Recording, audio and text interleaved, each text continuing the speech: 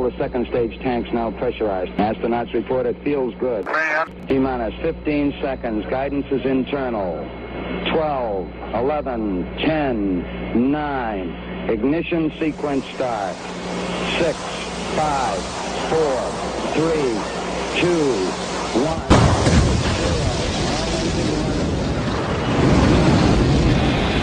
Torpedo to the jugular. This is Honey Badger Radio. Radio with bite.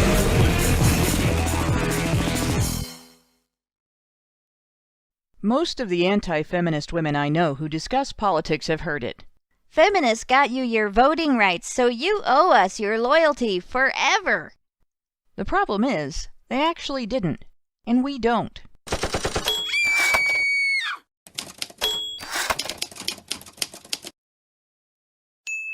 HBR Talk with Hannah Wallen.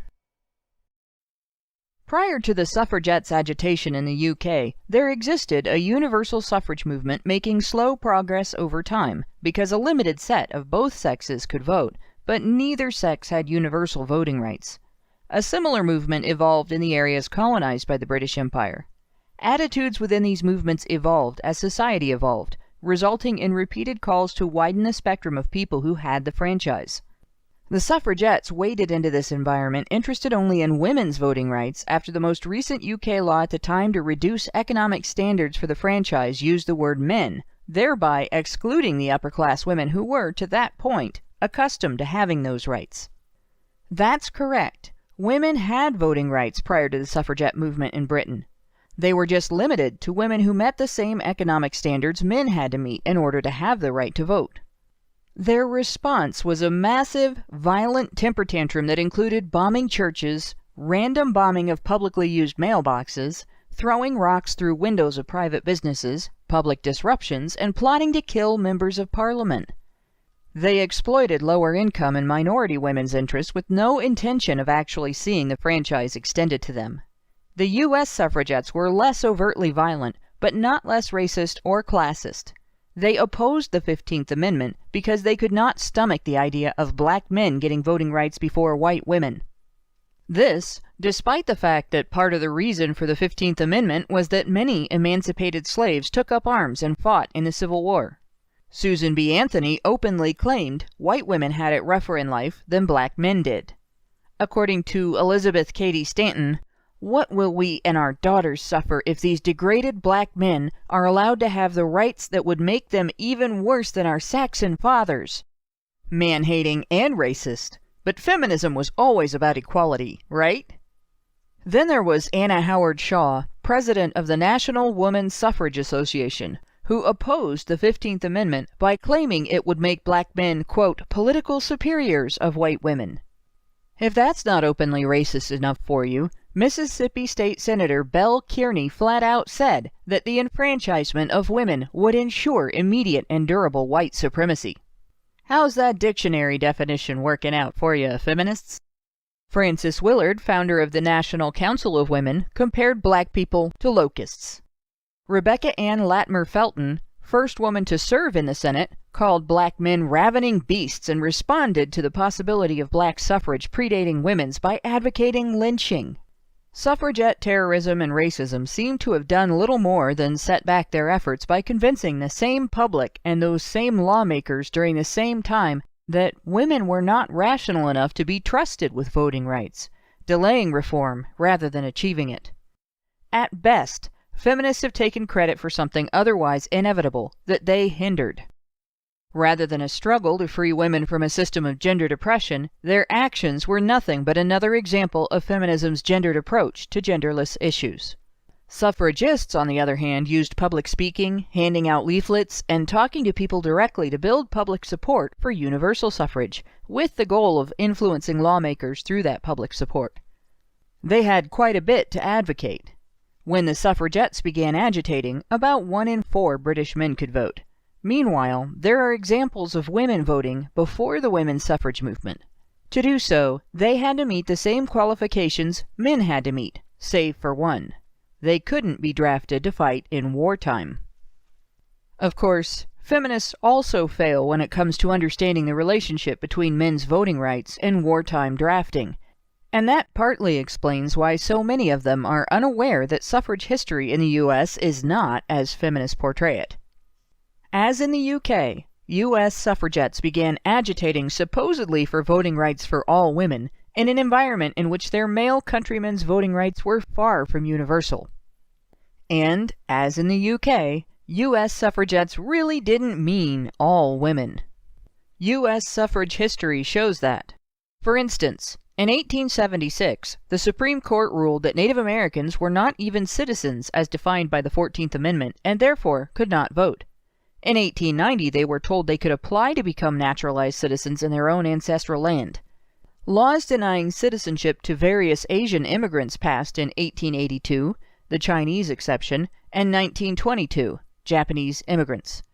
In 1919, Native Americans, and in 1925, Filipinos were told they could earn citizenship by risking their lives serving in American wars.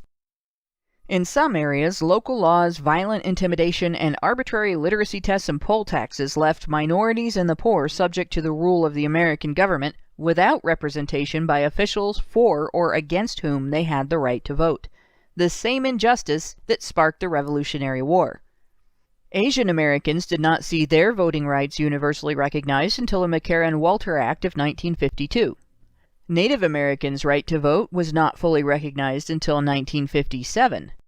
It was not until 4 years after the first manned American spaceflight, and 4 years before we put a man on the moon, that the Voting Rights Act passed, protecting the rights of all voters, minorities included. Upper-class white women got the vote in 1920. Impoverished citizens and minority men and women did not truly get theirs until 1965.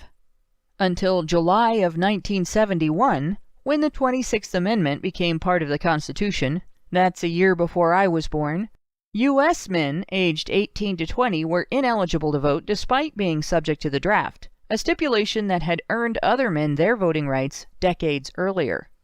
Prior to this, the U.S. used the draft to command young men to fight in 3 major wars: World War I, World War II, and the Vietnam War. In the UK, suffragettes used handing out white feathers to shame men and boys into volunteering to fight in 2 of those wars. Feminists are quick to point out that American men's voting rights are not directly tied to selective service registration. That can be called true if you ignore how many men's voting rights were contingent on wartime service, and if you can count on the continued choice of the U.S. government to not exercise the full power of today's laws. Failure to register is a felony crime, with the potential for heavy penalties, including jail time and the loss of voting rights. It's not enforced that way during peacetime, but there is nothing to stop the federal government from changing that during a war. It is disingenuous to try to claim that there's no direct tie there in light of that history, one that dramatically differs from women's pathway to the franchise. From the Revolutionary War to Vietnam, American men fought and died to earn their right to vote. UK men also fought and died at the will of their government, earning at great length recognition of their right to vote. Women got theirs by throwing tantrums. Their ability to do even that relied on the freedom earned and protected by the lives and deaths of their male countrymen, and every time feminists try to use the suffragettes as leverage to demand female loyalty, they forget that. They dishonor and disrespect our forefathers, our fathers, brothers, husbands, and sons, and our male friends, neighbors, and co-workers. What do we owe them for that? Suffrage and suffragettes! Who voted for this topic? Oh wait, that would be me, your host, Hannah Wallen, coming to you live with HBR Talk 59, Facts vs. Feminists, Election Edition. I'm here with that adorable specter of death, Prim Reaper, and she who must be obeyed, Karen Straughan, to blow up a few feminist myths on the topic. But before we do that, we've elected to subject you to a shill. The social media gulag is ever expanding, which is one reason why we've diversified to multiple platforms: YouTube, Facebook, Twitch, and audio-only formats. Just because we can. So if you want to be able to keep track of it all, remember to go to badgerfeed.com and register to receive notifications. After all, with all of those non-shadow shadow bans, you need notifications from badgerfeed.com to tell you where we're going and what we're doing, and when.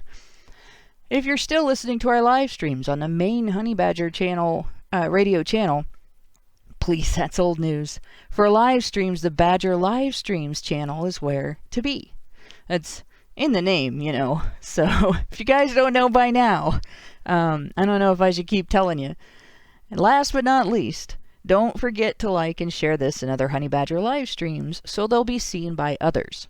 Think of it as a chance to thumb your nose at the establishment. And speaking of the establishment, I vote we get this party started. Those in favor, speak up. What? I mean, we can't prevent people from doing whatever we want by withholding sex? That's not what I've been told. I just have to say the woman who proposed that Democrat women go Lysistrata, she was mostly essentially saying Democrat women refuse to have sex with your Democrat boyfriends and husbands, while these Republican men with their Republican wives and girlfriends continue to get laid. So, like, I'm sorry, the Lysistrata thing has to be all women in consensus. Here is what we want. You can't say, as Democrat women, we're going to punish those Republicans by refusing to have sex with our Democrat boyfriends and husbands. Like, we probably should have thought this through. Like, what the fuck is wrong with this woman? I mean, but she's probably from that school of Democrat women that thinks that the only reason any women are ever Republican is because their husbands or boyfriends make them be Republican. And the only reason any women are independent or libertarian or any other non-Democrat, non-Republican party or outlook is because, we're retarded. Well, we've already seen the dog be quiet. My female dog named Kevin needs to be quiet.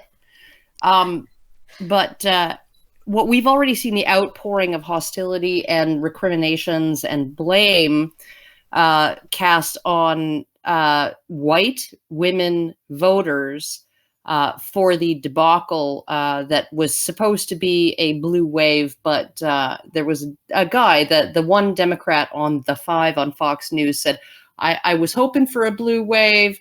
What I got was purple rain. So we already have feminists blaming white women for Ted Cruz winning his election, for other Republican candidates winning theirs. So, I mean, like, part of me is wondering, like, do these women really think that all women are supposed to vote the same way? Oh, of course they think that. That shouldn't come as a surprise. Because if all women are going to vote the same way, if all women did vote the same way, right, in alignment with all the other vaginas, that would actually be probably the best argument to deny women the vote that ever was. Oh yeah, it would make women a very powerful voting bloc that only acted in its own self-interest ever. And that their self-interest or our self-interest would be presumed to not be in line with the self-interest of men or the interest of men in their children's welfare. I mean, it would be a completely horrible thing for women to say about themselves. Whereas, no doubt. The idea that we might come to different conclusions from other women, the fact that we aren't a monolith would, indicate that women are capable of thinking for themselves.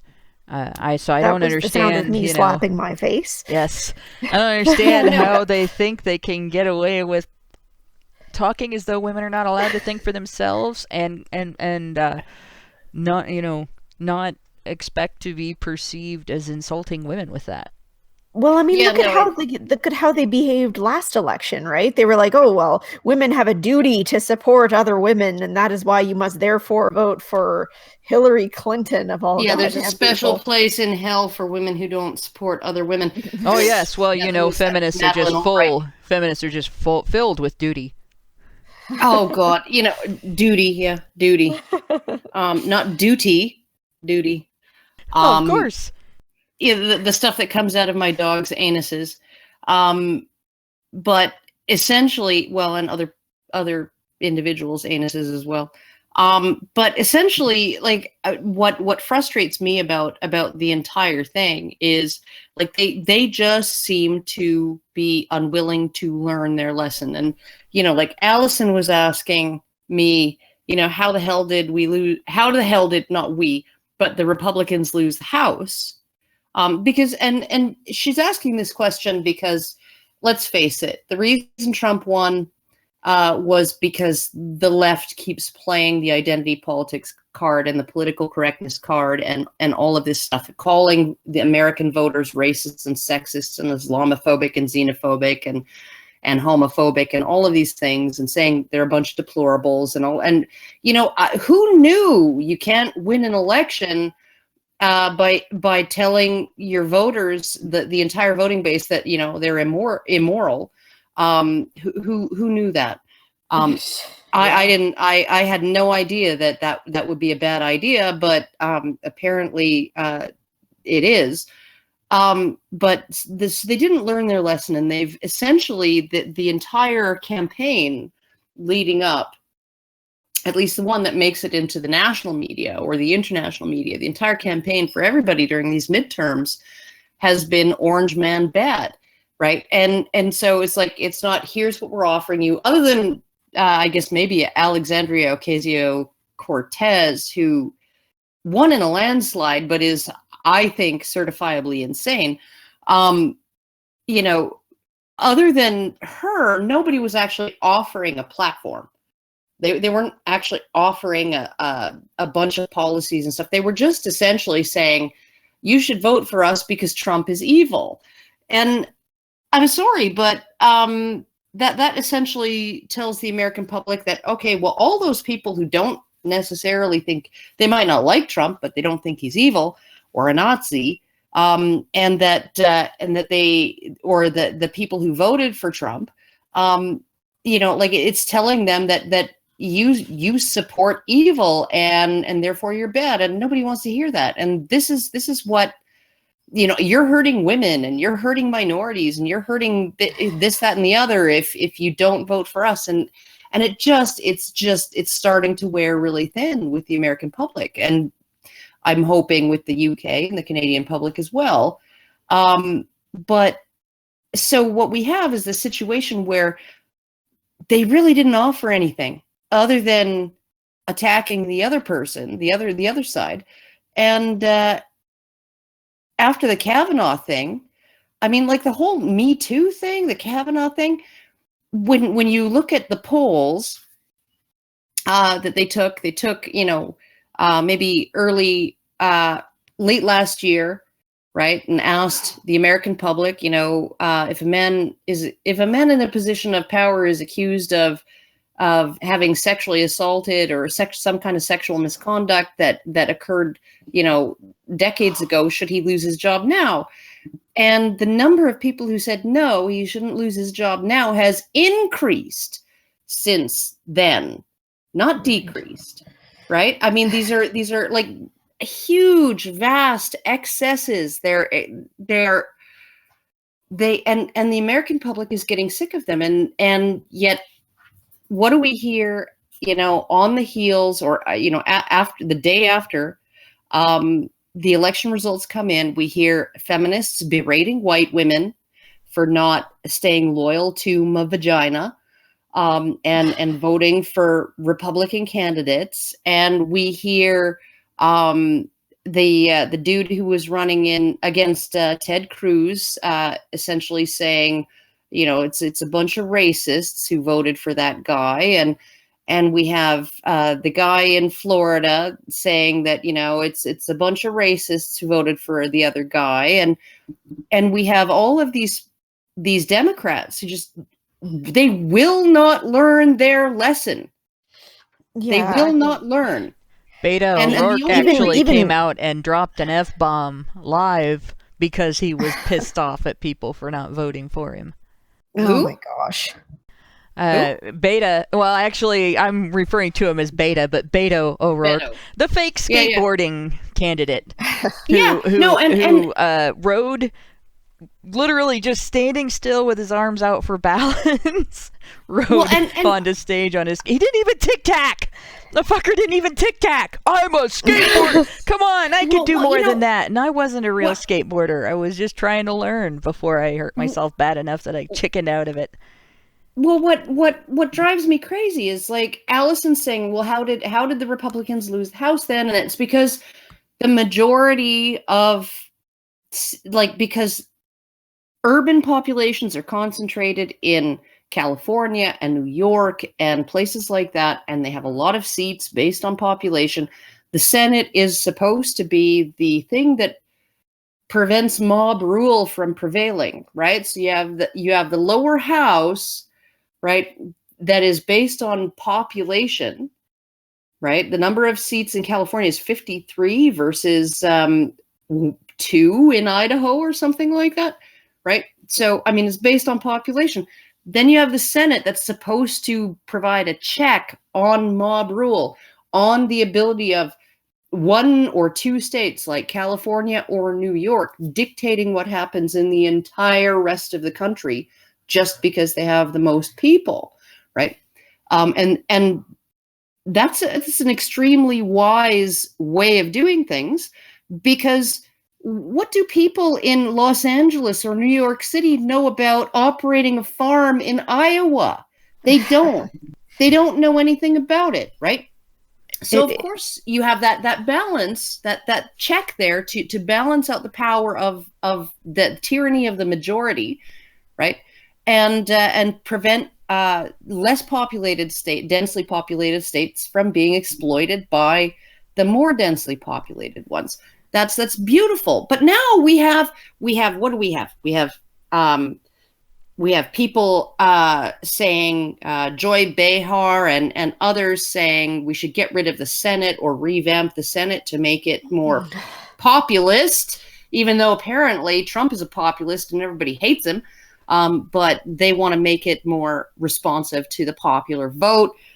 They want to, just like after Trump's election, let's get rid of the Electoral College, which is supposed to actually place a check on the tyranny of the majority as well. And they're talking about one of the first orders of business is to impeach Kavanaugh.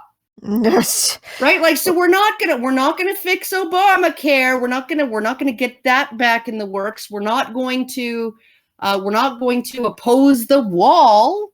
We're going to impeach Kavanaugh, and we're going to make Trump hand over his tax returns because we're sure he's a dirty crook, right? Well, and that's the first order of business of the Democrat House after this election. And I'm just like, I'm blown away by it because, like, what do you think tax info is going to prove, right?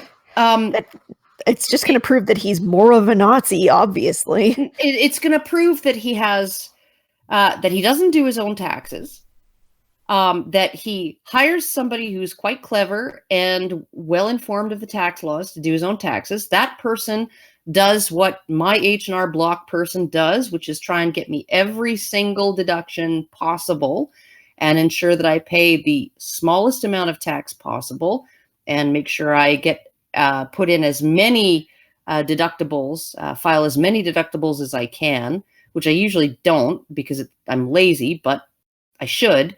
Okay, and then if something's a little bit wonky, all Trump has to do is say, "Well, I don't do my own taxes. I pay this genius to do it," he either screwed it up or he intentionally, did some shifty stuff. Tell me how. I'm going to put it to an independent team, an independent accounting firm. They're going to find out how much I owe in back taxes. I'm going to pay it. It's all good. Right? Oh, and also, wouldn't it be great if we had a tax system where you didn't have to hire a genius who's like completely on top of all of, why don't we reform these tax laws and make them simpler so that cheaters are more easily caught? Wouldn't that be great? We can get rid of all of this red tape, that I ran on that platform. Let's get rid of all these regulations and all of this other superfluous stuff, and let's make things simpler. And wouldn't that, because, hey, as a billionaire, I can afford to hire this genius. But, the guy running the dry cleaners in Muskogee, Wisconsin, or wherever the fuck, right? He can't afford this guy. They already kind of did that. Oh God, what's her name? The chick that's always smirking when she thinks that she's said something rotten about Trump. I never actually catch her on the air live. I always catch her Is it in Rachel other people's. Maddow? Yeah, Maddow. Other people rebroadcast her, and I see that usually. But she had a show where she had her Geraldo Rivera, Al Capone's vault moment with a Trump tax return that was actually stolen. It was wrongfully released, and it turned out there was nothing embarrassing on it, and she tried to make something of basically deductions that are not illegal, and it actually, in the long run, it proved essentially that he paid taxes, and that he actually paid more of his taxes than he had to, and more of his taxes than a lot of people on the left pay of theirs. So it really backfired. So I think this, if he did that 1 year, this may be a pattern, of behavior with him, especially in terms of his if he's using the same person to do his taxes every year. Well, they're probably going to find that with his other tax returns. I mean, these guys are just way too busy and focused on finding gotchas and things that are terrible with the other side. Yeah. Like they're not creating anything anymore. Like it drives me nuts as somebody who still considers myself like largely politically left to just see the political left just squandering everything away. Because they're not focusing on anything anymore. Like, for Pete's sakes, even Trudeau ran on more than what these guys in the States are doing a lot of the time. Yes, Remy, I know, but yeah, no, it's just, I don't know. It drives me nuts because you can't expect people to vote for you and be like educated voters if you're just going to be like, those guys are terrible on that side. The whole strategy is don't vote for us, vote against those guys. Yeah. Well, there's a degree to which both sides do that, though, and I think that's partly the problem. That's part of the reason why, even though there wasn't a blue wave, there was they did take back the House. They took back the House by like really over the minority. If you count the entire minority and not just the Republican minority, they took over the House by 5 seats.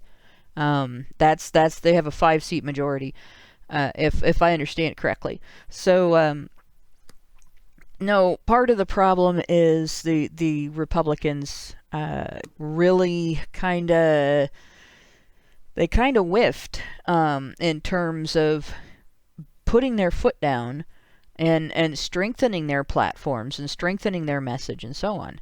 Then they really, they really should have been louder. They really should have been more obnoxious. They really should have been more blatant and open about this is what we are going to do. And they really should have said a lot more about the importance of due process in this election, because that was a major factor. And part of what they did wrong was to engage in the same mud throwing the other side does. I noticed that Ohio pretty much it was red almost all the way across in terms of the major elections and everything, but there was one blue winner, Sherrod Brown. The guy that I said, if he wasn't an opponent of due process himself, I would have voted for him, simply because he was having a false accusation used against him in his election.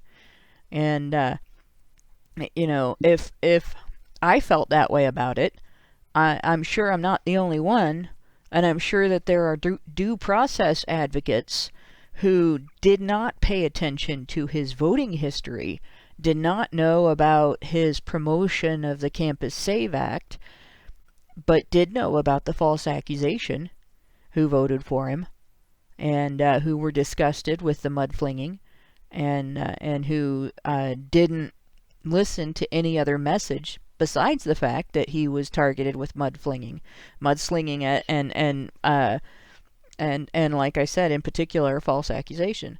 So we're stuck with him again, and from my angle, I as far as I'm concerned, we basically have an opponent of due process in that office to deal with now.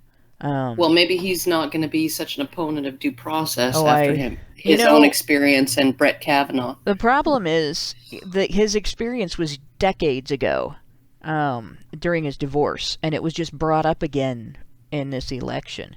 So he opposed due process after being falsely accused himself. He wants due process in his case, but those other men, those other pleb men, they don't deserve it because they're not him. They're not a senator, and that bothers me. Yeah.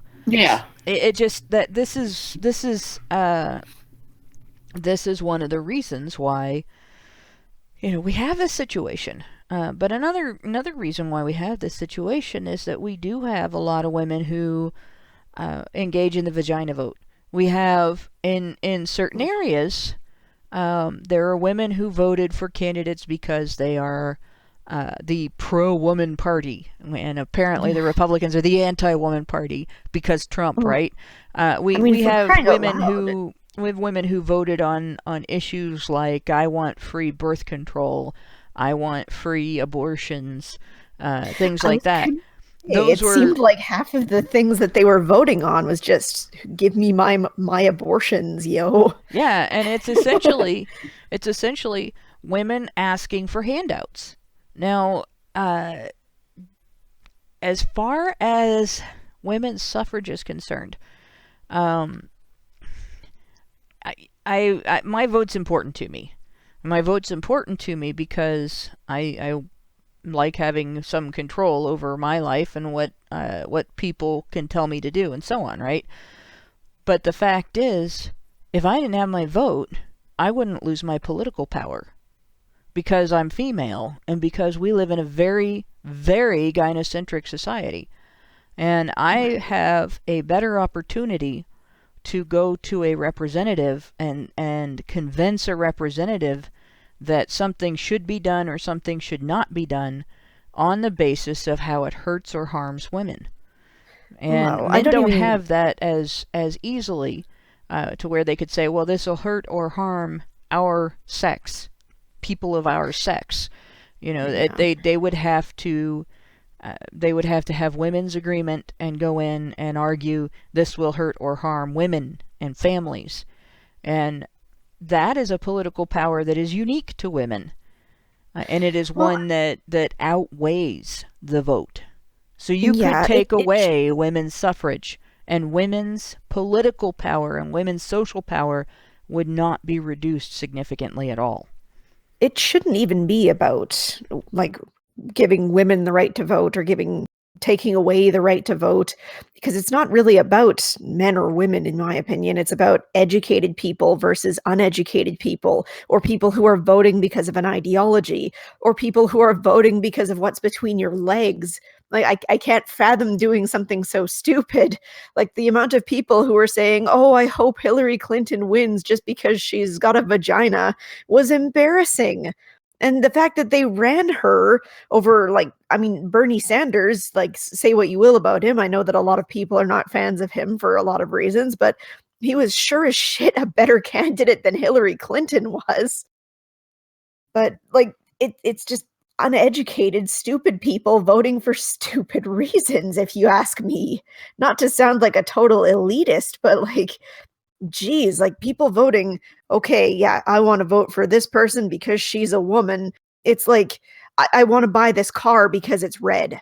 Like, it's uneducated. Yeah. It's a bad way to do things, and I think that way too many people do vote that way. The moment that Hillary Clinton said, and I'm going to paraphrase this. She said, "You shouldn't vote for me because I'm a woman. You should vote for me because of my qualifications. One of which is that I'm a woman." Drives me bonkers. And I'm like, is part of the role of POTUS like squeezing out babies or breastfeeding or, you know, menstruating? Is that like a qualification for the job? Because, yeah, being a woman is not a qualification for a job like President of the United States. Being a man, if being a man isn't a qualification, then being a woman isn't one. It's just exactly. And I mean, maybe educated isn't the right word, because I mean, I guess that, like, people are going to have different opinions, and that doesn't necessarily mean that you're educated or uneducated, but informed, I think, is the better word.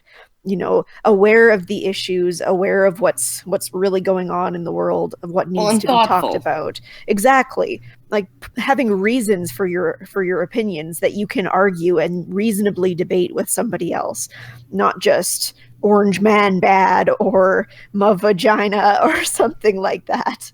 Well, it definitely helps to be rational.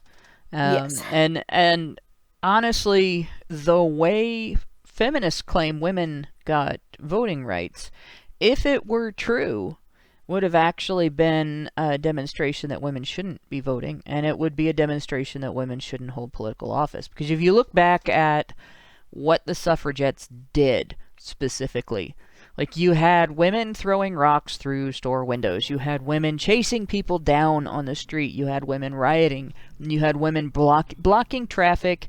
You had women lacing letter boxes with acid. You had women sending caustic materials through the mail to politicians. You had women throwing a hatchet at the Prime Minister of the UK, of bombing Britain. Churches. And missing him, but hitting the Irish minister with the hatchet. You had plotting to throw a member of Parliament off a cliff. Off a cliff, yeah. Well, no, they tried to. They didn't plot to. They tried to. Well, they plotted and then they tried. Yeah, but and then you had them setting fire to firebombing train stations. You had them firebombing post offices, burning people's mail. You had them, which, you know, like, people's paychecks could have been in that. Like, that's the mail. Then would be like doing the kind of hacking, you know, and stealing people's private information and stuff like that. There's a reason why it's illegal to open somebody else's mail, and there's a reason it's illegal for a postal employee to destroy a piece of postage. Just like throw it in a ditch or something like that and not deliver it. They can't even do that with junk mail. Yeah, it could be really important. It could be somebody's will. It could be, you know, a check for $1 million. It could be anything, right? It could be notification that your family member has died. So essentially, that's what they were doing back then. They were chaining themselves to various structures. They were, and then the reason why they were force fed when they were actually put in jail, in a special wing constructed just for them, so that they would not have to, because they were all middle and upper class ladies, and it wasn't seemly to have them residing with the plebs in the jail. Mingling with the general population. Yeah, so essentially they when they were in jail, they demanded that they be designated as political prisoners, which would have given them certain privileges and would have given them the option to seek asylum in other countries. And the judges said, no, we're not going to do that. You're not political prisoners. You're not in here for your political views. You're in here for firebombing fucking train stations, bitch. And so then they went on a hunger strike to protest the fact that the court was not going to bend the rules for them. And so they were force-fed just like anybody else at that time who went on a hunger strike. Yep. And you know, you hear from feminists that suffragettes were force-fed as part of the fight for your voting rights. Their being force-fed did not obtain anybody any voting rights.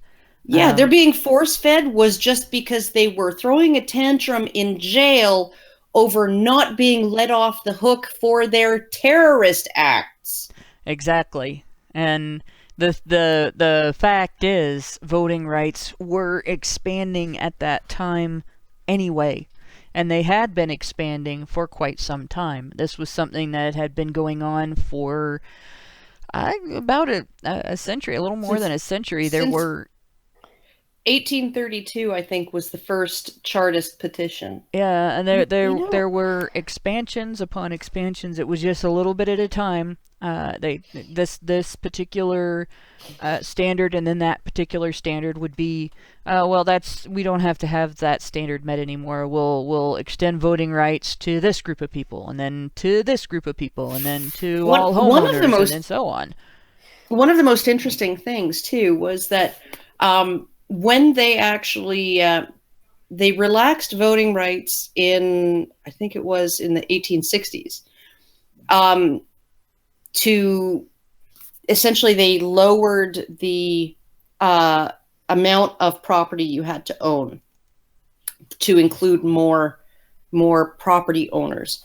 And what ended up, this is in the UK, what ended up happening was the government decided if you were a property owner, if you were a payer of property tax. And so landlords they actually took advantage of this because they were like, okay, so I own this property. I can charge you the same rent and make you pay the property tax, and you'll do it so you can get your vote.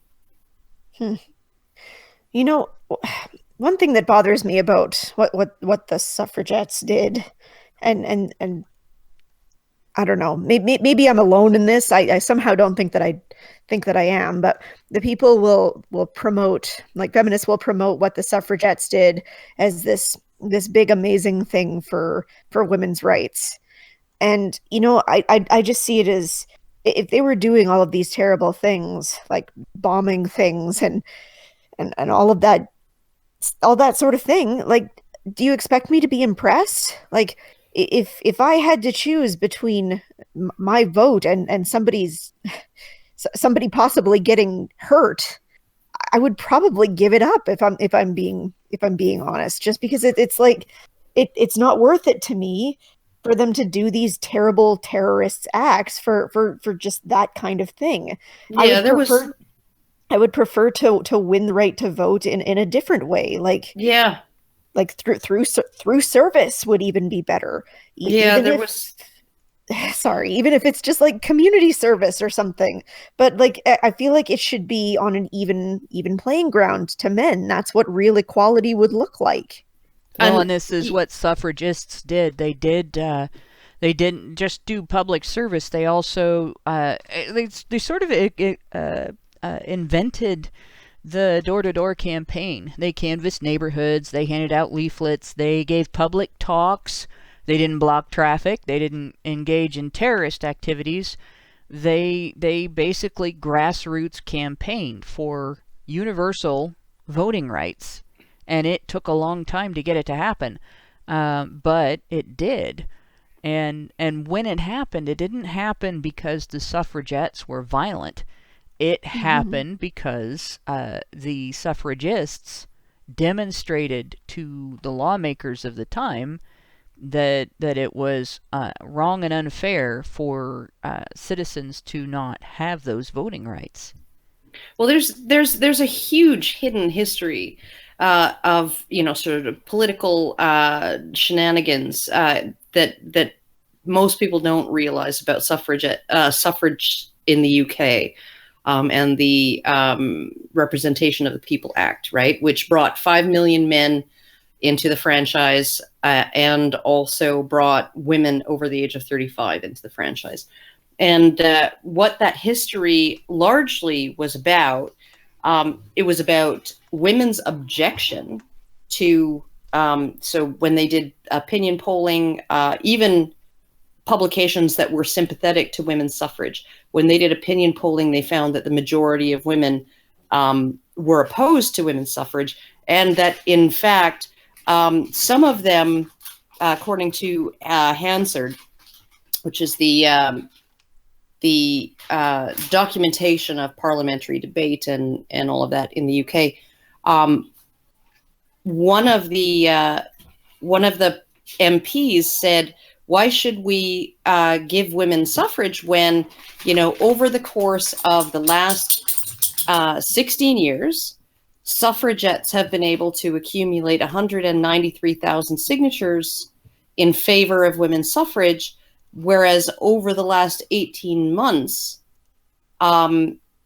anti-suffragette groups have collected the signatures of more than 300,000 women opposing this measure, saying, not only do we not want it, you can't force the vote on us. So why should Parliament comply with this? And in fact, he mentioned that in some instances, there was a magazine that was sympathetic to women's suffrage, very progressive magazine, that did a poll of households, and they found that 70% of women in these households did not want the vote. And some of these women were so angry with suffragette antics that they chased these the pollsters off their doorsteps, brandishing broomsticks, right? Thinking that they were coming from a suffragette society to collect signatures, right? They're like, I'm from such and such magazine doing an opinion poll, right? And these women thought, you're here to sign me up, you know, on one of your petitions to get women to vote, get out, and would grab their broom and chase them off the doorstep, right? Like, that was how antagonistic things were at the time, and how resented the suffragettes were among a lot of women at that time. On top of that, the suffragettes were, as noted, they were advocating for votes for wealthy white women only. And so what you had was a situation where the Labour Party, and I believe it was the Democratic Party in the UK, the Labour Party was fairly new at that time, they were both less well-funded than many of these suffragette organizations. Even though suffragettes were not very popular in the populist sense at the time, they were well-funded. They had very many generous, well-heeled donors that gave them money to do their thing and do their advocacy. And but the Democrats and the Labour Party were there to represent the working class, and the suffragettes were appealing for votes for women in the middle and upper classes who voted were perceived to have voted. They were very conservative and were perceived to have been people who would vote conservative. So it would have been death to those parties. It would have been political suicide. So essentially, the Democrats and the Labour Party kept saying to these suffragette organizations, okay, we really want to vote for women's suffrage. Can you please give us a bill that will not put a noose around our neck and kill our parties, right? A bill that includes working class men, that includes working class women, that includes everybody. Please, please, please give us that bill. Suffragettes refused to do it, right? So, I mean, there's a lot going on there. And then on top of that, you had I will give Sylvia Pankhurst props for taking a she took a dim view of her mother and her sister's warmongering ways, left the suffragette movement, and went and engaged in community activism and all of that elsewhere. But I will also give a little bit of credit for the warmongering Christabel Pankhurst, the warmongering, white feather bestowing Christabel Pankhurst, because she at least advocated for mandatory war work for women. Yeah, that was one of the actual reasons why many women said that they did not want the franchise, because they were afraid, right, that they would become eligible for the draft. They were afraid that so it was so associated. They were afraid that they would be forced to fight in wars alongside the men. Or maybe not even fight really, in wars. Or at least volunteer for military service of some sort or another, taken away from their homes, lose control over what work they were going to do, and so on. And I mean, that was a reasonable fear to a degree, in that they should have had some degree of responsibility. The men had that responsibility. The men that were allowed to vote, they had that responsibility. The first men who were given any kind of authority under the monarchy in the UK were knights. What do you think they were knights for in the 13th century? This is they weren't knighted for writing Beatles songs. Right. This is from an archive of a timeline of voting history. But in the 13th century, they had 2 knights from each county that were elected by the county courts. Eventually, it was 2 knights plus 2 representatives from the boroughs, and this was the parliamentarian representation, basically. And it was originally considered a burden. This was a job. You get elected to do this, and you have to go and advocate for your county or your borough to the royalty of the time. Well, this is the idea that you should just get the right to vote. It is kind of a foreign idea, if you ask me. Like, I mean, the fact that you should just get it without newfangled, for sure. Well, without like at least having some sort of responsibility to your community, or like doing some community service, or being withholden to your country, right? Like, earn something for your right to be able to participate in the country's politics, be giving back to the country. It should be a mutual relationship, and therefore that, of course, we would want to be propelling our country forward, and we would all be working together in a way that benefits everybody. The idea that we should just have the right to vote for no reason, it doesn't really seem to make sense anyway, because then what are we even doing? Well, look at the United States, right? And the no taxation without representation. And the tax thing was very, very big in Britain during the suffragette movement as well, right? There were tax resistance societies where women, and at that point, married women's income had been fully emancipated from the administration of their husbands. Their husbands not only had no right to touch it, men still had the requirement to support their wives. That was a legal requirement on men's part, but they could no longer leverage their wives' income or property in order to do that.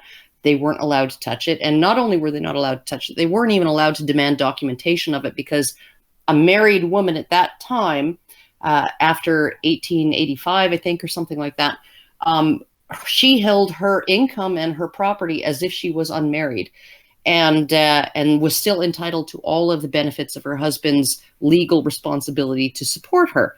So essentially what you had was this situation where what's yours is ours, and what's mine is mine, and what's yours is ours, honey, on the part of women, in the legal sense. And so you had tax resistance societies, and anybody here can Google the names Mark and Elizabeth Wilkes, Wilkes, Wilks, and they will find that Mark was a school teacher. His wife, Elizabeth, was a physician, and she was wealthier than he was.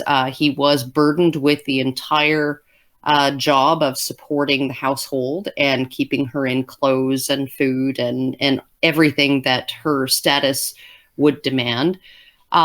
She decided one year that because she was as a favor to him, I guess, because she had no legal obligation to do so, but as a favor to him, she had been paying her own taxes, her own property and income taxes. And one year, in order to support the suffragette cause, she decided to not pay those taxes. And so he, being the person responsible legally to pay her income and property taxes, was brought up before a court, and he was convicted of tax evasion, despite him pleading that, number one, as a school teacher, he could not afford to pay the taxes on his wife's greater property and income. And on top of that, she had refused to provide him with documentation of her property and income to allow him to calculate the taxes owing. So he's put in prison. That was not an excuse. Now, mind you, he couldn't force her to provide that documentation, because if he attempted to force her to provide that documentation, that would mean the whipping post.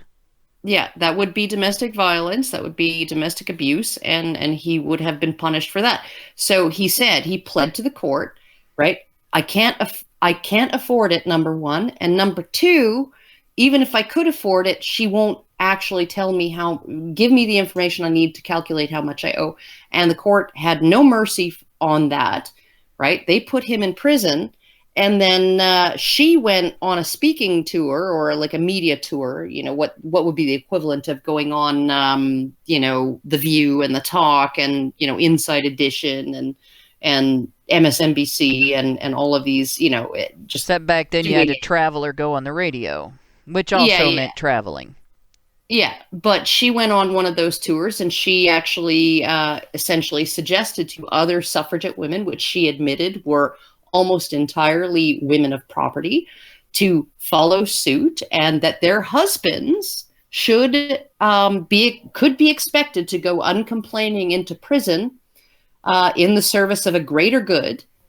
And so there was this big outcry in the media, about this, because, and so essentially the court, between the media, the scandal, right, the controversy in the media, and Mark Wilkes's failing health, they decided to grant him clemency and release him from prison. But he died of his ailments within a few months. And so that's a suffragette for you. That is a suffragette. Men not only fought and died for their own voting rights, they were forced to die for women's voting rights. It's just an insane history, and for feminists to throw that up as a reason why women should be loyal, or men should be loyal, or feminism should be respected, is just it's ludicrous. It's feminism should be held accountable for the sneaky, underhanded, dishonest, violent, vile way that they got women their voting rights, as opposed to the legitimate fight that men had to engage in for a century, even in the United States, for a century, to get their voting rights. And I want to remind everybody, like, we hear about, women couldn't vote in the United States until what was it, 1920, I think, was when the 20th Amendment... 19th. Yeah, or the 19th Amendment was passed. 1965 was when the Voting Rights Act was passed. 1965 was during the Civil Rights era. 1965 was when it was finally illegal to use all kinds of arbitrary ways to discriminate against the poor and minorities at the polls so that they could not exercise their legal voting rights. 1965 was when black men's voting rights and Native American men's voting rights, Asian men's voting rights, Latino men's voting rights, working men's voting rights. That was when their voting rights were protected. 1965, 45 years after women got the vote. And I'm sorry, but if I'm going to be asked to be grateful for a group that secured my voting rights for me, right? I'm going to be grateful to the Chartists in the UK, who nobody gets taught in school in the UK about the Chartists, not the way they get taught about the suffragettes. The Chartists were the ones who, from 1832 onward, actually expanded the franchise at cost of life and limb, right? Where men died trying to get those rights with petitions that had millions of signatures on them, right? Delivered to Parliament and kept being told no, right? So those are the people that I'm going to support. The people who were like, yeah, no, first we want to secure voting rights for working class families, those voting rights being exercised by working class men, right? And then we'll continue to expand things in the, so the way of the suffragist mentality, which is let's try and get as much for everybody as we possibly can. And I am going to bring up the fact that the sloganeering that preceded, that was the most prominent in the media and the public discourse preceding the Representation of the People Act in the UK, was not votes for women. It was, if they're fit to fight, they're fit to vote. Yep. They needed to do that in the United States as well. But 18 and 19, 20-year-old men who were forced to fight in the Vietnam War couldn't vote. 18, 19, 20-year-old men who were forced to fight in World War II couldn't vote. 18, 19, 20-year-old men who were sent to the Korean War, 18, 19, 20-year-old men who were forced to fight in World War I couldn't vote. They didn't have the vote. The vote for those guys was established 1 year before I was born. 47 years ago. Right? It's barely old enough to have kids that have reached adulthood, okay? That is where and women were never subject. They have never been subject to the draft in the United States. The draft has existed in different incarnations. It's been on and off, but women have always been exempt. Women 18, 19, 20-year-old got their voting rights when men did at that age. The age was lowered because men were being sent to war who couldn't vote for or against the politicians who were sending them to war. But when the age was lowered, it was lowered for both sexes. Yep. So those men who went and died in those wars earned or had their limbs my right blown to vote. Off and had their limbs blown off, were sent home and still couldn't vote because they weren't old enough. Or came home with PTSD, or known in the earlier two wars as shell shock. Came home from Vietnam and had people call them baby killers and spit on them in the streets and discriminate against them in the workplace. And even now, people call them names and say horrible things to them. Those men earned my right to vote in my first election that I voted in, because I was under 21 the first time I voted. The men who fought and died in the Revolutionary War, the men who risked everything to make the country I live in a country. And yeah, there were women who stood up for this country. There were women who were involved in that effort. But even then, as much risk as everybody took, the men were the ones who took the greatest risk, because the men were the ones who had to deal with the fact that they might be shot, that they had to fight the war themselves. They're the ones who earned everybody's ability to vote. And as long as it took to get those voting rights, it still goes back to that. I'm going to start the super chats because we have a shitload of them and I haven't read them yet. And they go back to before the show started. So this one takes a little explanation. Just before French you get honey back badger. to them, it's kind of like just remember, this is a good thing to be talking about this close to Remembrance Day. Yeah. Remember what those people died for. Right. Remember what they died for. Now, but prior to the start of the show, we were prepping for the show, and French honey badger popped in to the voice chat, and we said hi and pointed out that he'd be in the voice chat when the show started if he stayed. He said he gave us $5 and says, "I was thrusting my male admin privilege onto you frail, downtrodden women." But we were asking for it. Octavio Brannock, I suppose that sounds Gaelic, or Celtic, so it should be Brannock. Gave us it's like my name. My name is actually we pronounce it Hannah, but it's actually Hannah.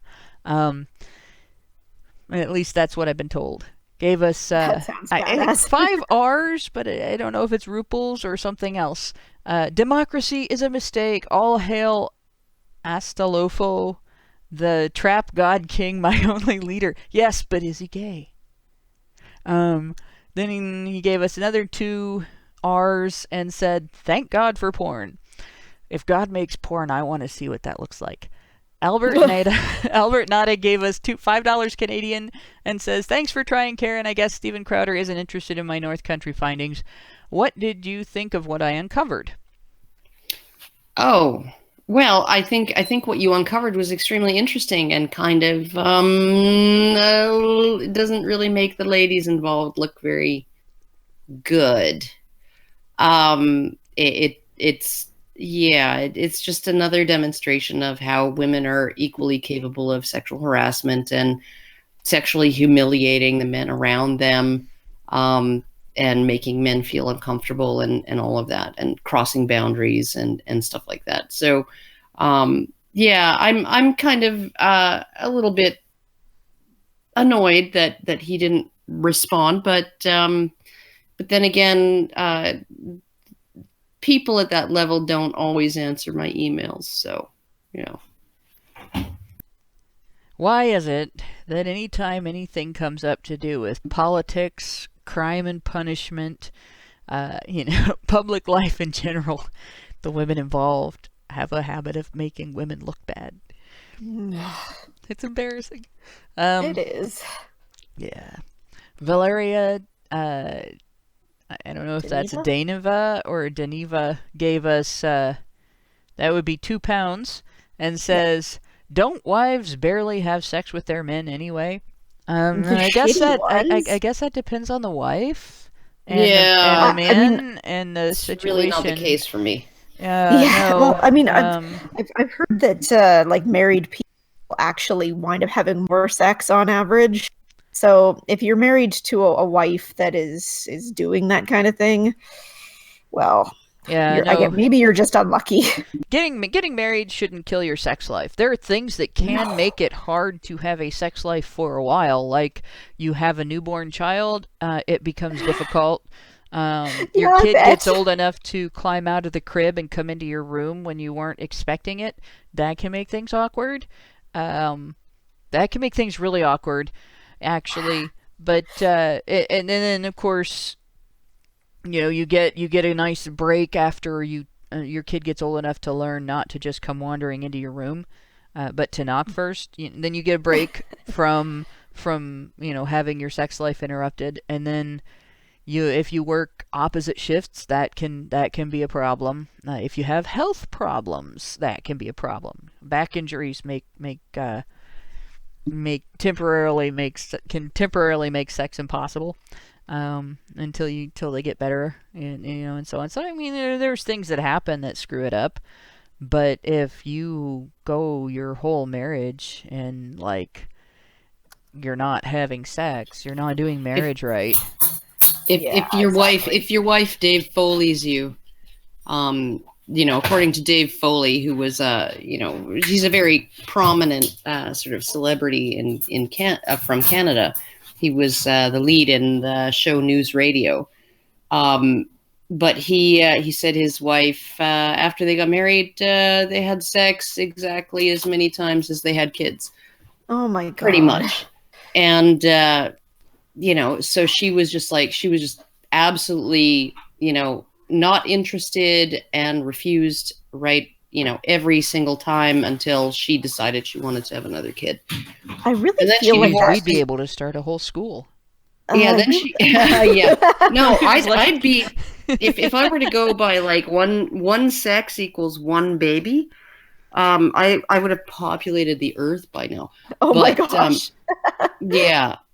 And I'm guessing the anal would be lawyers and the oral would be politicians. There you go. So very nice. Yeah. I feel like that honestly just shouldn't be allowed. And before anybody takes that out of context, I'm not saying that husbands should have the right to rape their wives or anything dumb like that, obviously. But they should have the right to leave, if you ask me. They shouldn't be forced to stay their entire lives in a sexless marriage, because I'm sure that when they made their vows, they were wanting their wife as they are now. And then getting stuck in a sexless marriage, it's kind of like, I don't know, it's like false advertising. It's not fair to ask somebody to commit to a sexless life when that's not what they were having beforehand. It would be the same if like you found the one miraculous dude who was like, okay, I'm not going to have sex with my wife anymore after I'm married. Like, I mean, it's probably not likely to happen, but yeah, in but it case, does. it would be the. But yeah, it does. It does. But like essentially, what it is, I think that sex. We have to actually, and one of the things that's really kind of become blurred since marital rape went officially on the books, it was always punishable. It just wasn't called rape. If a man held his wife down, physically restrained her, or assaulted her in order to get sex, he would still, there was still a way to punish him. It just wasn't called rape. Right, it was a battery charge, just like if he beat her, or illegal restraint charge, or whatever, right?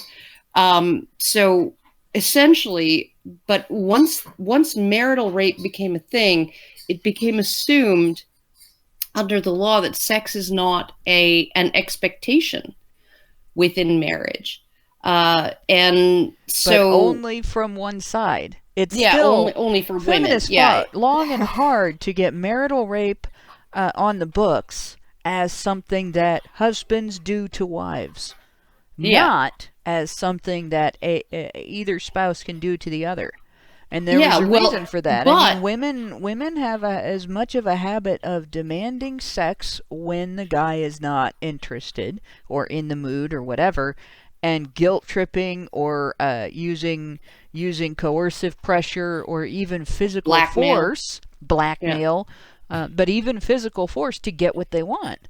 There's research that shows that women are just as likely, in fact, more slightly more likely to use physical force than men. Physical force. Women are more sexually violent than men because women can get away with it. So marital rape is on the books as something men do to women, not as something that a spouse can do to the other spouse regardless of the sex of the spouse. But the fact of the matter is, it's something that either sex can do. Yeah, but one of the best tricks feminists manage to pull off is if you go on some domestic violence information websites, you will find that denying her sex and denying her affection are considered forms of domestic abuse perpetrated by men against their wives. Oh my God. So essentially they've finagled a statutory legal situation where it's impossible for a man to demand sex from his wife, But if his wife demands sex from him, there are domestic violence policies and domestic violence, that are all attached to domestic violence law that will say that he's abusing her if he denies that. If he denies her sex when she demands it. Yep. It is seriously fucking messed up. Yep. Seriously messed up. And it really is kind of like that. Like withholding affection is psychological abuse no matter what sex does it. Forcing a guy to sleep on the couch is psychological abuse. You should never do that. And forcing your wife to sleep on the couch is psychological abuse. You should never do that either. But feminists want to treat it like it's one way. Now, granted, there are certain situations like when I have really bad asthma problems and I know I'm going to be noisy trying to sleep. Like I can't, I'm going to snore and I'm going to cough and hack and wheeze and all night. I will sleep in a different room than my husband because he has to work. He has to sleep, right? But he would never kick me out of the bed for that. There are times when I have become so angry with the man that I'm currently with. Okay. And, we actually really have a great relationship and we usually talk these things through and all of that stuff and all of that. But I have my things that I do that drive him crazy. He has his things that he does that drive me crazy. And there are times when I am so angry that I don't want to sleep with him. And when I don't want to sleep with him, he does not sleep on the couch. I sleep on the couch. Right? Yeah, because exactly. That's me. He wants to, oh my God, dog, stop throwing around that freaking beef leg. What the hell is wrong with you? Jesus. See, I'm the person that when I get mad, I take a walk. And I go over the entire conversation in my head angrily. How dare this come up? How dare this be the thing that was said? Blah, blah, blah. And then I start analyzing the shit out of everything. Every single stinking little word. And then I figure out what was not communicated properly, what factors haven't been investigated properly or whatever, and whether I need to do a better job explaining something to him or whether I was wrong. Like the hardest walk back is when I was wrong. I hate admitting when oh God, I would actually rather eat glass, right? but I really, really, really, really love my husband, so I can admit to him that I'm wrong when I'm wrong.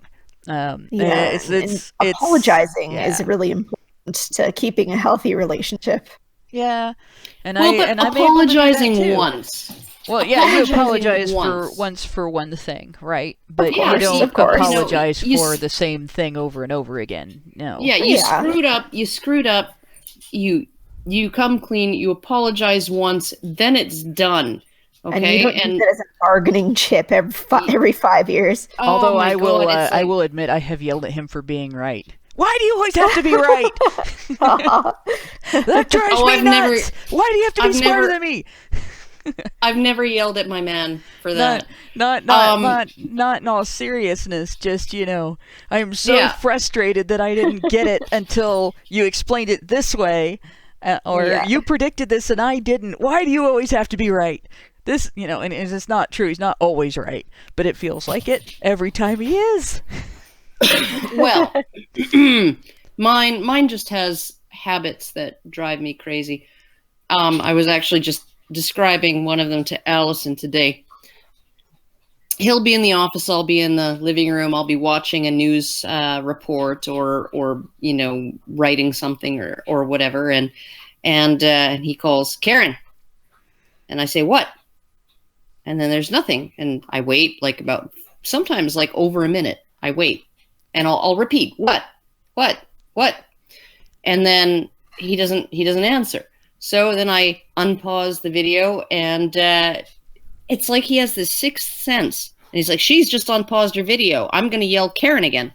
And so then I pause the video again, and I go, what? And no answer, right? And so repeat that up to 10 times. Oh my God. You get through 10 times without getting up and going in there to find out what he wants?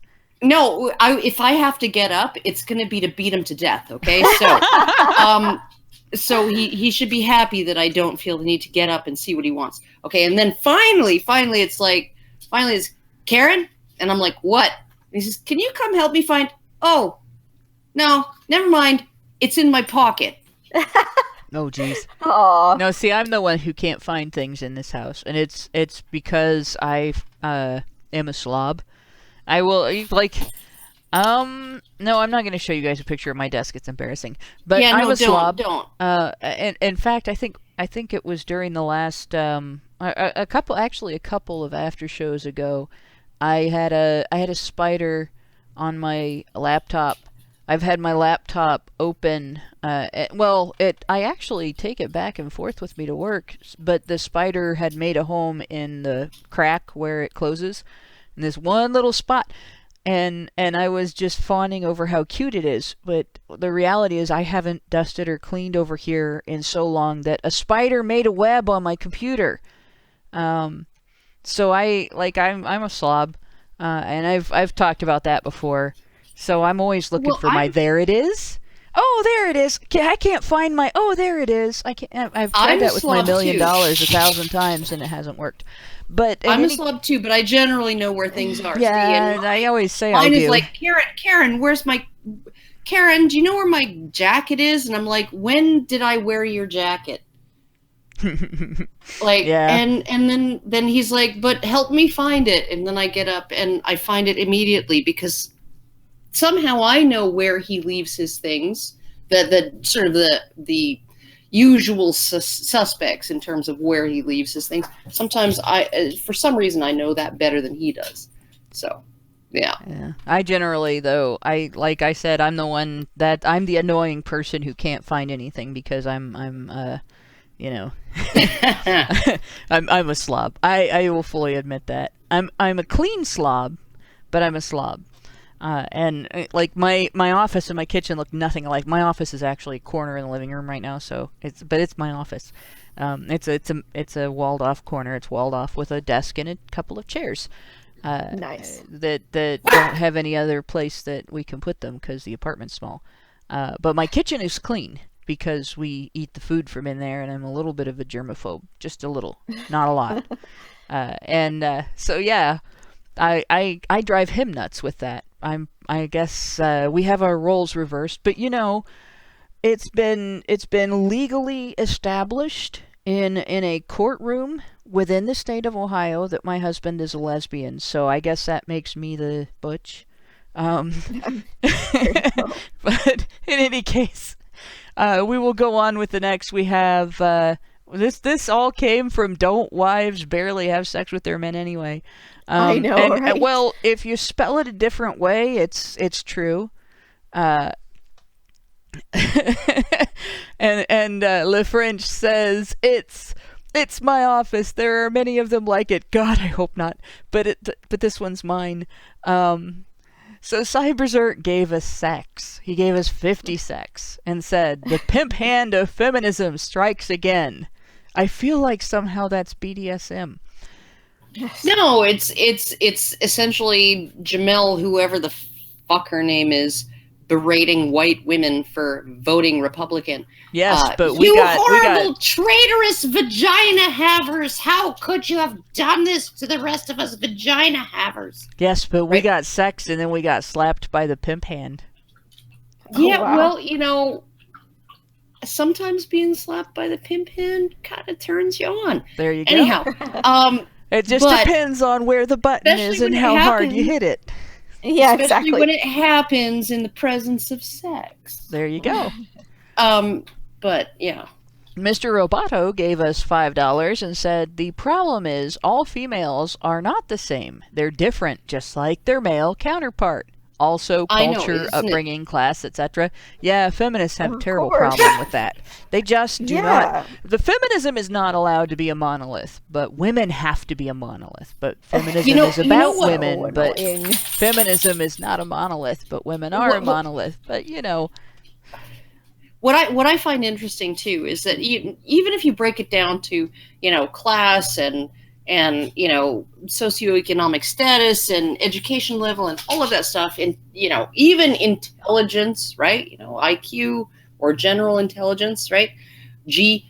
Even if you break it down that way, right? My sisters and I are quite similar in terms of, I don't know, the household we were raised in, the level of income that we had available to us, the educational opportunities we had available to us, the grades we got, the potential careers we could have had, all very similar, right?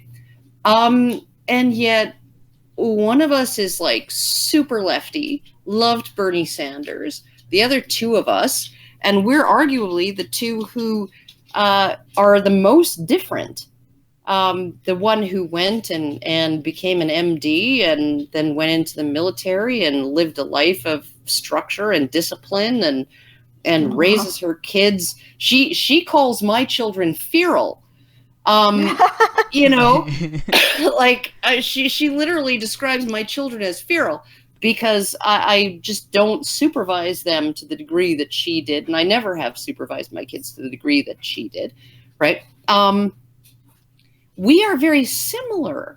And she went and got her doctorate and all of that. And she's working at she's fairly high up in the Canadian government, right? And I dropped out of university twice, right? And we are very similar in our political positions. And then the sister, who is more similar to the other sister, who went and got a university degree and she worked hard and all of that stuff. And she's the Bernie Sanders supporter.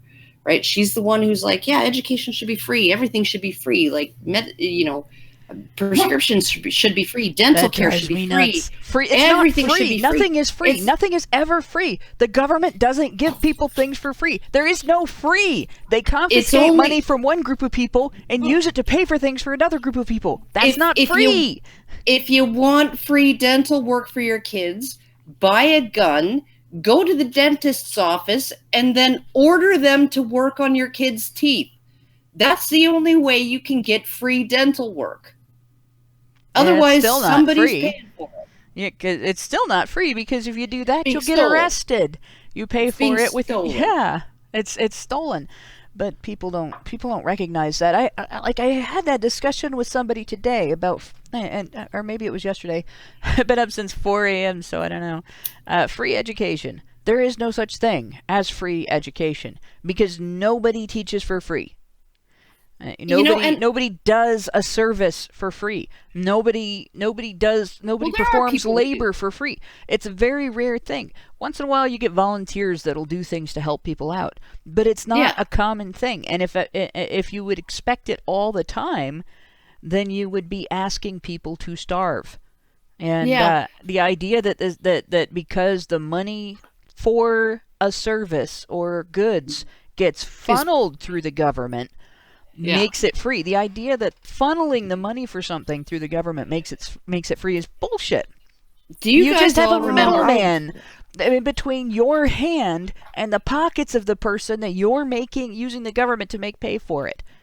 Yeah, I feel like most people who talk about things being free are aware of the fact that it comes from taxes, but I mean, like, God knows I am, but then again, I don't say free healthcare, things like that. It's socialized healthcare. It's free for the user, but but it's not free for the user because it's free for some users because some users don't pay any taxes at all, right? And so Hannah, you must remember the woolly bumblebee, Christina Hansen. Do I have to? Okay. Oh, God, this was hilarious, right? Because I remember when I wrote that giant blog post about her, and my dog is doing something really obnoxious right now, and I'm going to squirt her with water until she stops. Can we do that with feminists? Yeah, she literally was throwing she had these two big beef bones, and she was throwing them around the living room, making all kinds of really bad noise and almost breaking the floorboards. And then they slid underneath the bench, and now she's trying to get them out from there. and I'm not feeling any sympathy for her. But anyway, so Christina Hansen, I wrote a blog post about her that was entitled something like, I didn't want to do this, but, right, just absolutely ripping a strip off of her for a bunch of things. There was a whole bunch of drama and stuff, right? And I essentially said that because she had always been bragging that she has like 4 university degrees, right? She has 5 kids. She collects child support from the kid's father, and she essentially exists on welfare other than that, right? And I said, I'm so happy that my money has gone to pay for this woman's university degrees, which somehow qualify her to sit on her ass, smoke while pregnant, and squeeze out babies on the taxpayer's dime. And she responded to me, and this is the most hilarious part. She was so snotty with it. Shows what you know. University is pretty much free where I'm from. See, that's the thing. People don't realize free isn't free. When if you look at the history of income taxes, and just in the United States, because the United States did not have a federal income tax at the beginning. Okay, the federal income tax started. Well, we started with tariffs and excise tax. The federal income tax didn't exist during the time frame that I'm showing right now, which, God, this is so tiny. And there's not really an easy way for me to make it bigger in the screen right now. But this was 1792 is at the very beginning of this. And as you go on here, we have, it goes all the way up to 1912 before we start to see income tax. The income tax is in red. Now I want you to look at this as where it started, right? It has this slow tiny rise, and then it goes way up in the air, and then it comes back down, a little bit, and then all of a sudden here we have the end of the 30s, beginning of the 40s, 42, 44, and it just jumps way the fuck up into, what do we have here? Now this is 5%, 10%, 15%, 20%. Now our income taxes, this is not a full representation, because there are income taxes, federal income taxes. This is as a percentage of GDP. But if you look at this, we significantly increased the size of government. We significantly increased the size of government as the income tax increased. Federal income tax was brought in as a temporary measure, right?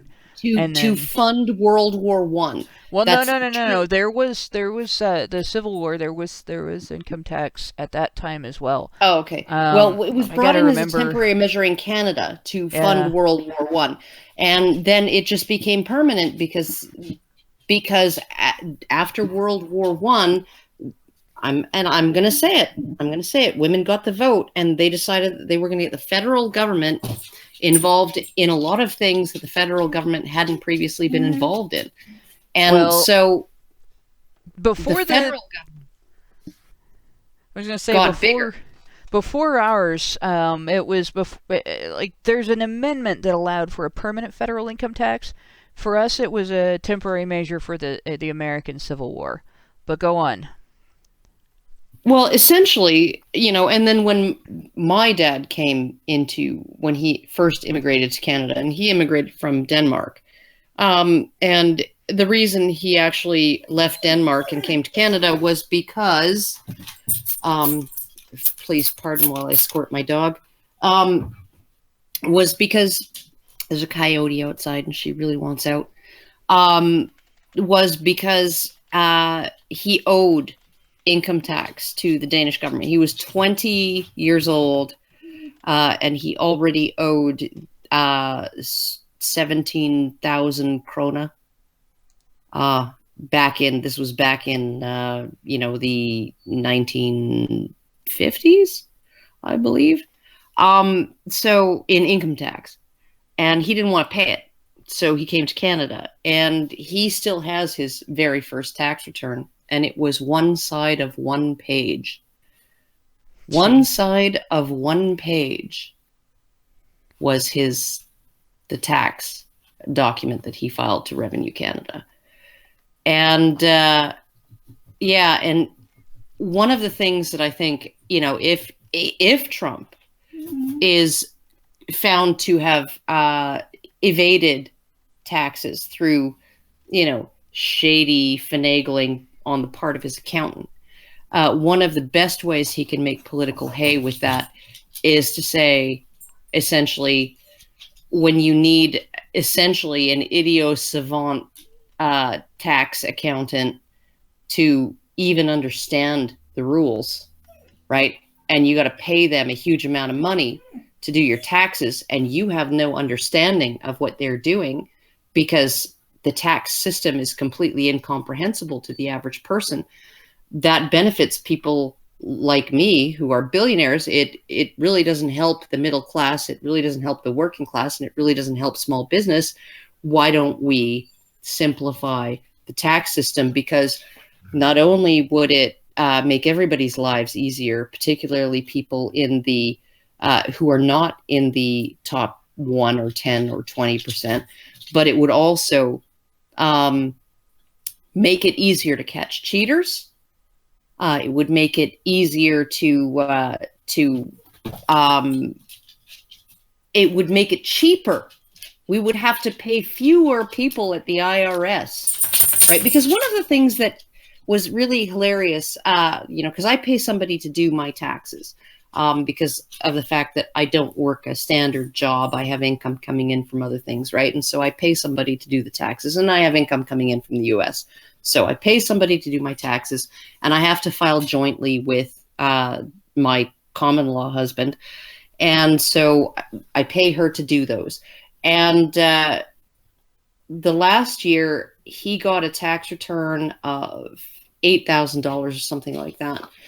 And then a few months later, we get a little note, a little thing in the mail from Revenue Canada saying, we assessed your tax return, what you filed, and we've discovered we owe you $11 more than you claimed, right? And so they sent us a check for $11.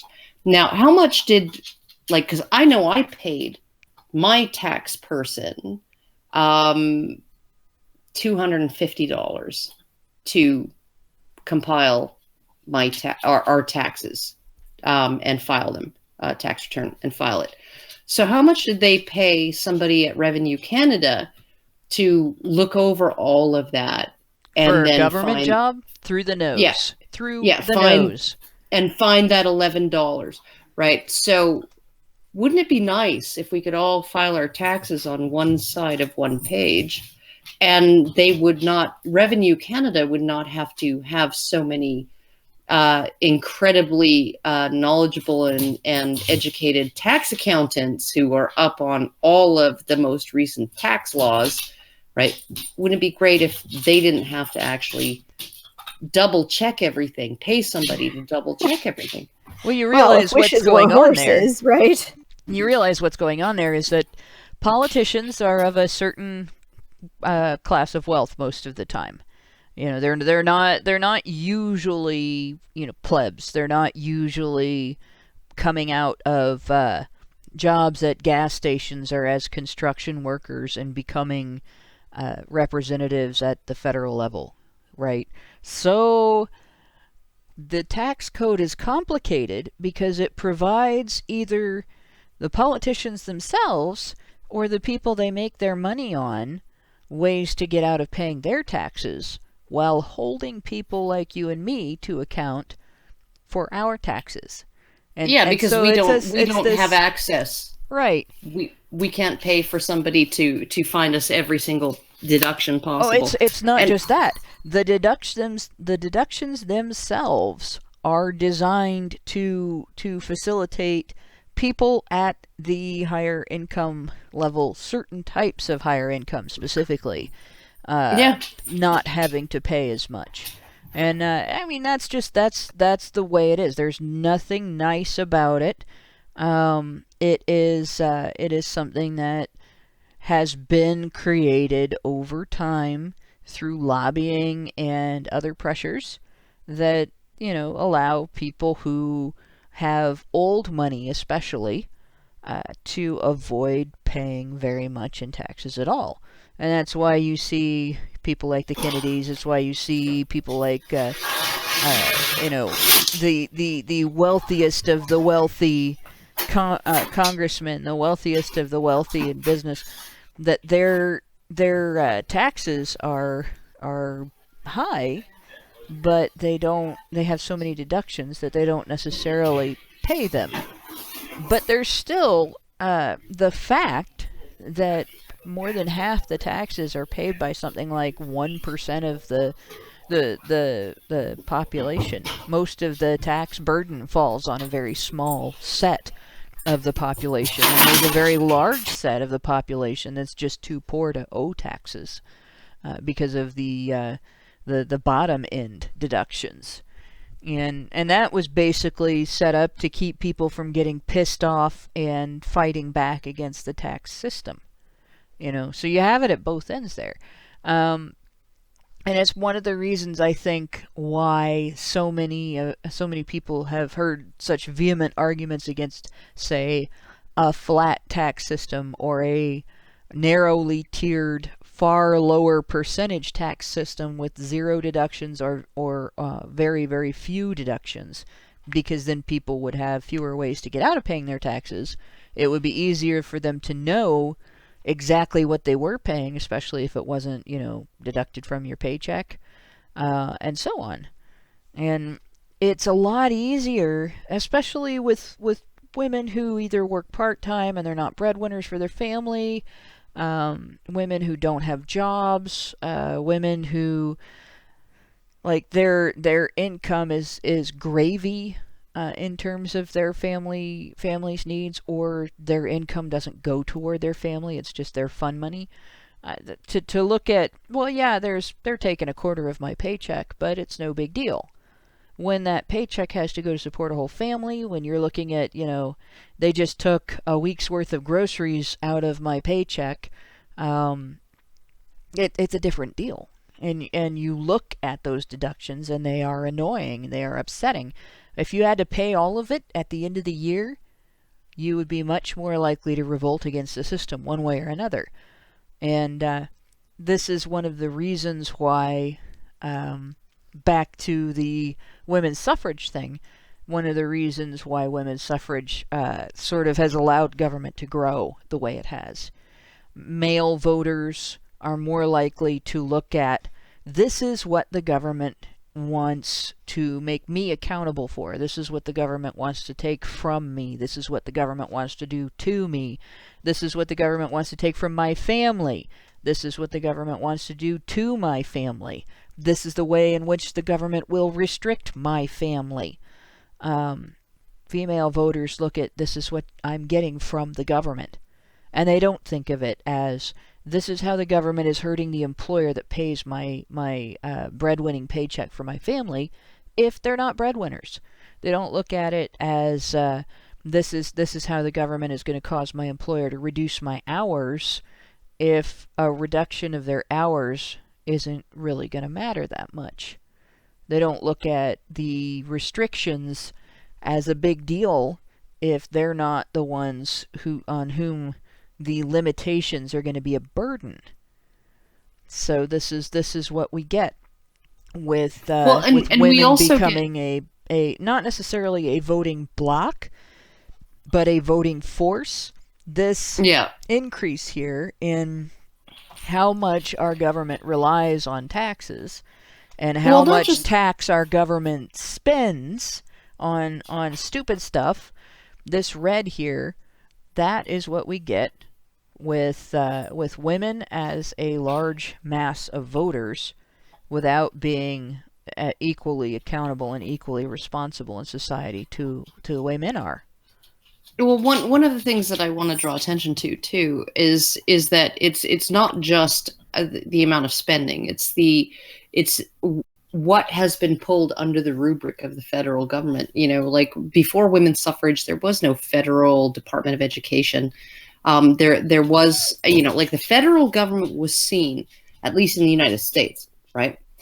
The federal government was seen as a coalitional government that was to deal with interstate matters and out of state matters. So essentially, national defense, interstate infrastructure, interstate trade, and foreign trade, and things like that. It was really just it was just there to say to the states, okay, well, here's a set of parameters through which you guys are all going to get along with each other. And here's a set of parameters through which all of us as a union, right, are going to get along with foreign powers, right, foreign countries. And so essentially it was in the purest sense a federal government. But now it's dictating to the states how they have to deal with their education. It has, you know, the Supreme Court has now dictated to the states how they deal with marriage. Marriage has always been, and this is one of the things that people don't understand about the decision, you know, for in favor making gay marriage legal. The SCOTUS decision there is that marriage is a state's responsibility, right? It falls, like, you get married not in the United States, you get married in a state, and you get divorced not in a court of the United States, you get married in a state court, you get divorced in a state court, right? So your divorce is granted by a state court, just like your marriage license is granted by a state body. So the states are in charge of that, just like they're in charge of the delivery of education, right? And so when you have a federal body then dictating how individual states must act within themselves, as opposed to how they must interact with other states, then you're actually expanding the scope of federal government beyond what it was intended to do, which was to essentially provide a way of, and it was, the federal government was supposed to create an infrastructure through which the states could remain autonomous, but work as a cooperative. It was not there to say all states have to have the same rules, have the same laws, have everything the same, right? So, and that's why I think part of the reason why taxes have gone up so high is because we've essentially told our federal government, we want you to take over things that were previously handled at the state level. And whenever you put something, the ultimate decision-making power 8 or 10 levels higher than it used to be, it's going to get more expensive because there's more layers to pay for, and you just end up with more red tape and more people being paid to shuffle papers to the next guy up the chain. And it's also going to become more standardized, less personalized, and therefore a worse fit for the vast majority of people. And we've seen that with a lot of government programs, but we're going to go on with the super chats because we could be at the issues with the federal government all night, and we have several super chats left. But this really is one of the big indictments of, this is part of the problem with having a class of voters that doesn't have the responsibilities that led to obtaining voting rights. And one of the solutions to this specific issue is to see more women become at least equal breadwinners in their homes to their husbands, or educated about their husband's breadwinnings. It used to be that budgeting in homes was done through, the family would have a conversation, the parents would have a conversation. They would know how much money is coming in, how much money is going out, where every penny goes, what they have left over, what they need to save up for a rainy day, everything. And the fact that people don't really talk to each other anymore and they don't make those decisions like that anymore, that it's... You're gonna cover this, I'm gonna cover that, or worse. He's gonna bring home his paycheck and support the family, and she's gonna bring her paycheck home and have fun with it. That leads to this kind of outlook where the guy understands necessarily that it's his job to take care of the family, and is going to resent the money being taken out of his check. And the woman doesn't therefore have any concept of the damage that she does when she demands more and more free shit from the government that turns out to not be free. But going on, we have Mr. Roboto. Mr. Roboto gave us another $2 and then another $2 after that. And he says, apparently sex work was legal and revoked by feminists, and then in Germany. The way things are is anything is legal until it becomes illegal. Nothing ever starts out illegal. Everything is legal until there's a law passed that says it's illegal. And I know feminists probably pushed for that. But anywhere that sex work is illegal, it's likely that it was pushed for by women. So, because men generally don't gatekeep, women gatekeep sex. Well, there are men who have gatekeep sex, right? And like one of the most interesting things was the sort of the history of the condom. It used to be that when condoms were made of sheep intestines, that they would cost a prostitute essentially 2 months earnings to just buy one, and so she would have one and she would wash it, and even as late as the late 1970s, when my ex was in England living with relatives for a brief period of time, he said that the area that he was in there were a lot of Jamaicans and a lot of Catholics, and the Catholics all had condoms hanging on the wash line with the clothes. So you would wash and reuse them. But when they began to be able to be mass produced, one of the things that happened was feminists joined forces with fundamentalist Christians to essentially try and outlaw the selling of condoms. Now, fundamentalist Christians, most of whose leaders were probably, at least nominal leaders, were men, were saying we don't want to encourage degeneracy and we don't want to encourage promiscuity. And that's why they were objecting to the existence of cheap condoms on the open market. But feminists were protesting cheap condoms on the open market because they wanted to keep reproductive decisions, when to have babies, when not to have babies, and with whom to have them, in the hands of women. And so they essentially, their attitude was condoms should not be accessible to men. Previously, most people who owned condoms were prostitutes, and when condoms became affordable for everybody, it became something that men could actually buy and use, and feminists did not like that. They did not want men to have any say in the reproductive process. They wanted that to be in the hands of women, and so they wanted condoms to be only sold to women. Okay. We also have Octavio Brannock gave us, I still don't know if what currency the R is, but gave us $5 in that currency and said, "Can you talk about Emily Murphy's The Black Candle?"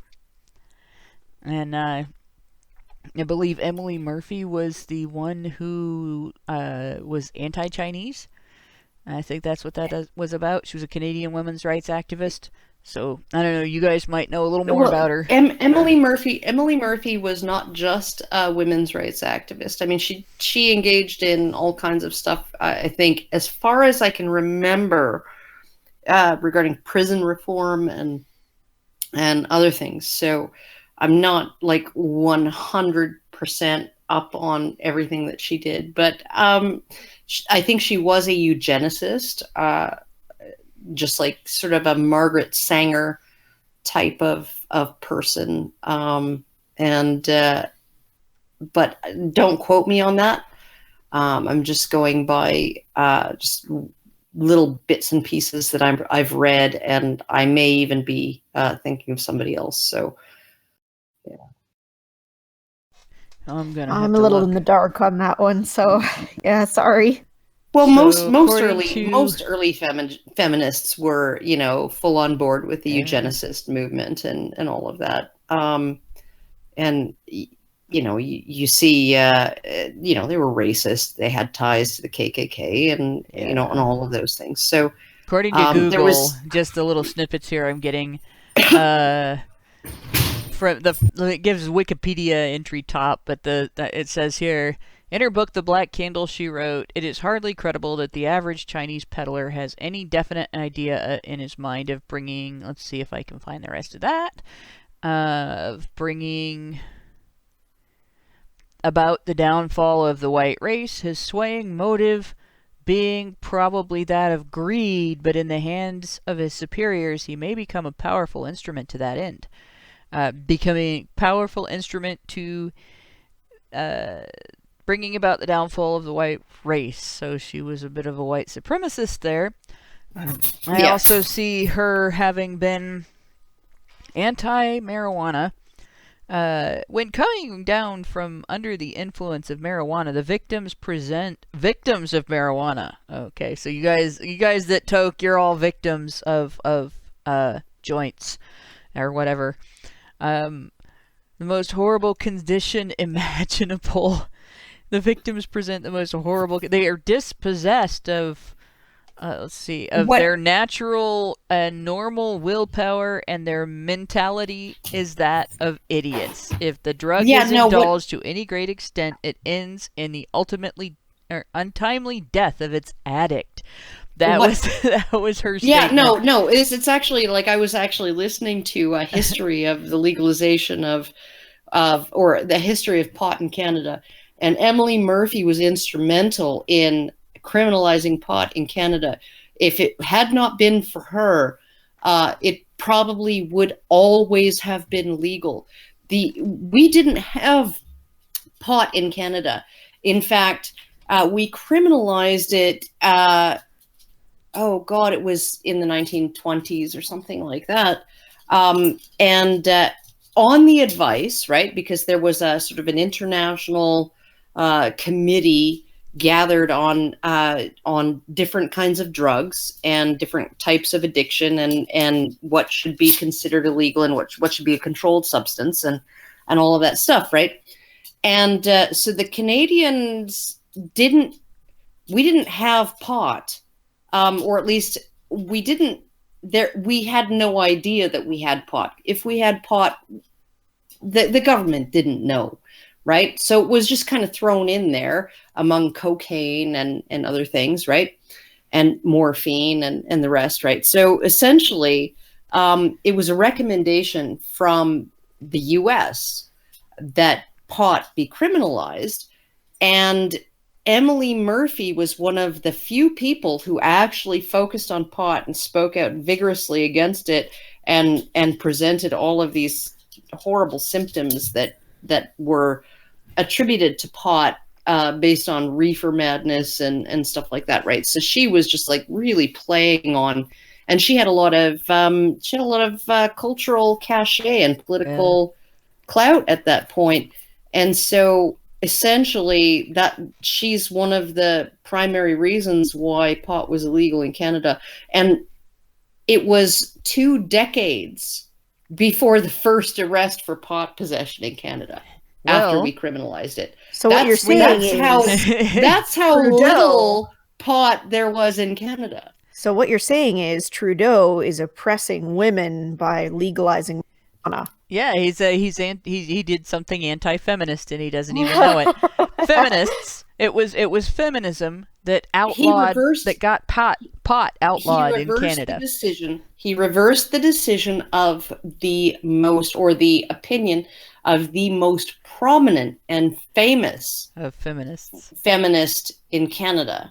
This is funny. McLean's here. It's Mac MAC Leans .ca, right? Has an article. McLean's, okay, has an article by this is French Michael Petrou, I don't know, Petrou, from 2012, who says in his article, after the first paragraph about somebody else, I'm talking about, the title is, Why Does Canada Insist on Honoring a Xenophobic Fascist?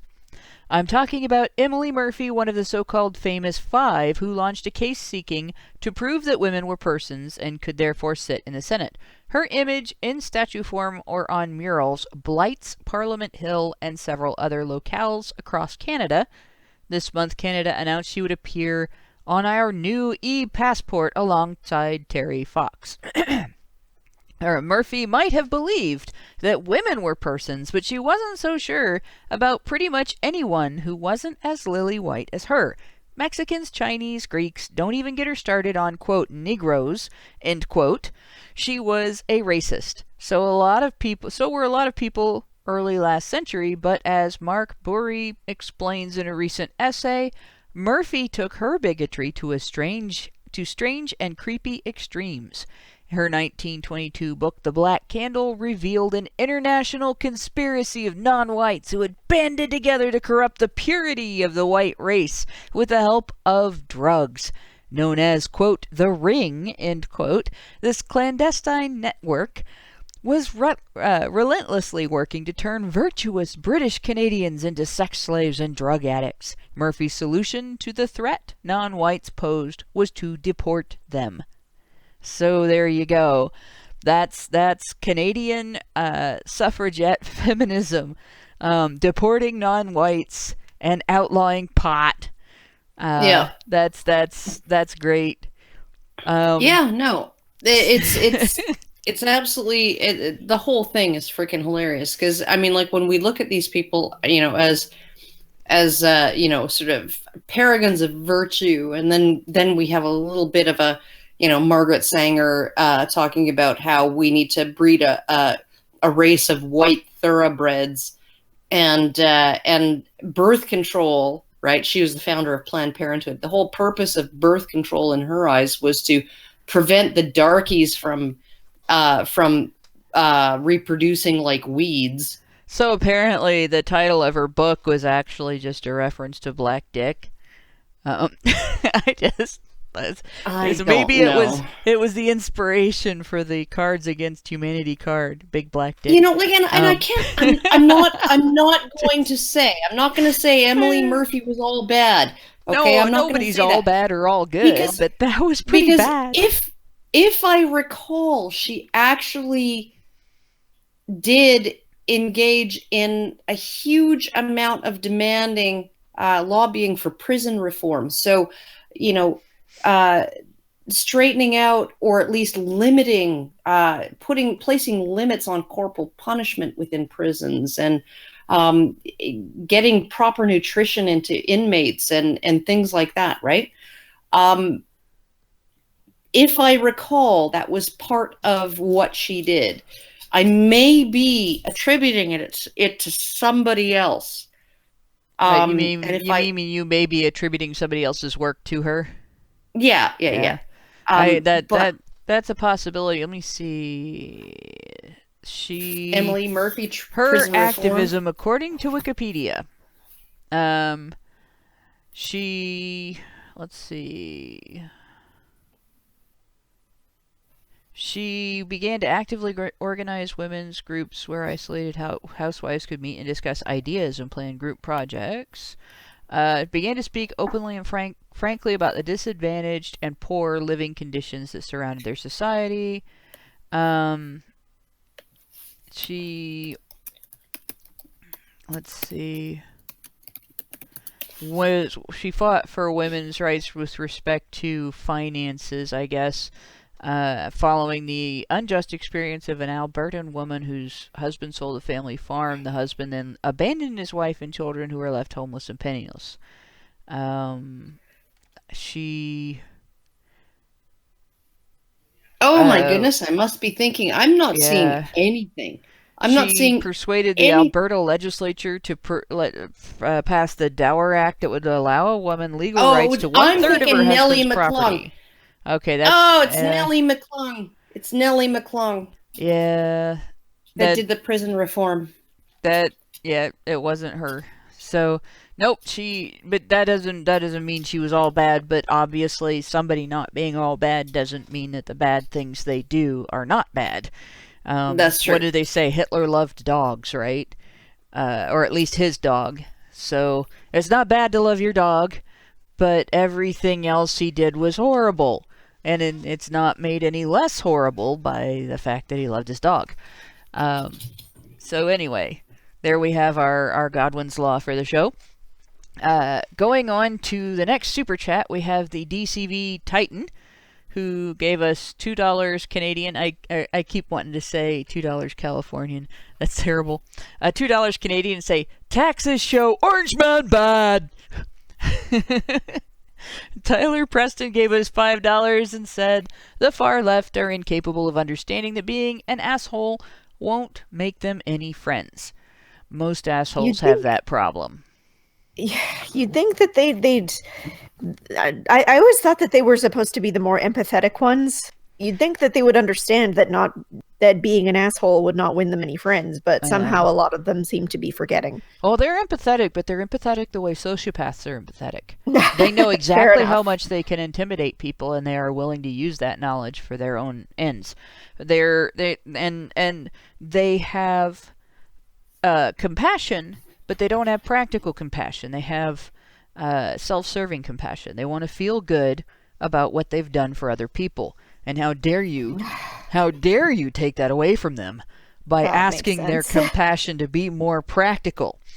So that's why it's easy for them to justify doing horrible things to people who oppose their ideas, because their ideas are compassionate, goddammit. Xeranx gave us $5 and said, Step 1, provide free birth control. Step 2, provide free abortions. Even the dog says no. Provide free abortions. Step 3, implement licensing to bear offspring. Step 4, government profit. Except for one problem. Yeah, one problem. Offspring are what government profit from. Every generation has to be bigger and pay more taxes. That's, like our kids' future incomes are already mortgaged to the U.S. government by its overspending. Oh, not our kids. Our grandkids. Our grandkids. Their grandkids. Yeah. Generations are going to be paying this back. Unless there's some kind of miracle where, like, some freaking unicorn swoops in on a cloud of orange citrus scented farts and writes everybody's debts off. No, unicorns fart rainbows. But they're citrus scented rainbows. But essentially, like, what we have is a situation where and I've tried not to be a burden on the tax system my entire life, right? Like I even programs that I qualify for, I don't take advantage of. I could have gotten free dental for my kids. I could have gotten free, this, free that, free hockey, or subsidized hockey for one of my boys, whatever, right? All that stuff, but yeah, it's not free. Because I've always been low income, right? And it would have been free to me, right? But I've never taken advantage of that. I've sort of just done.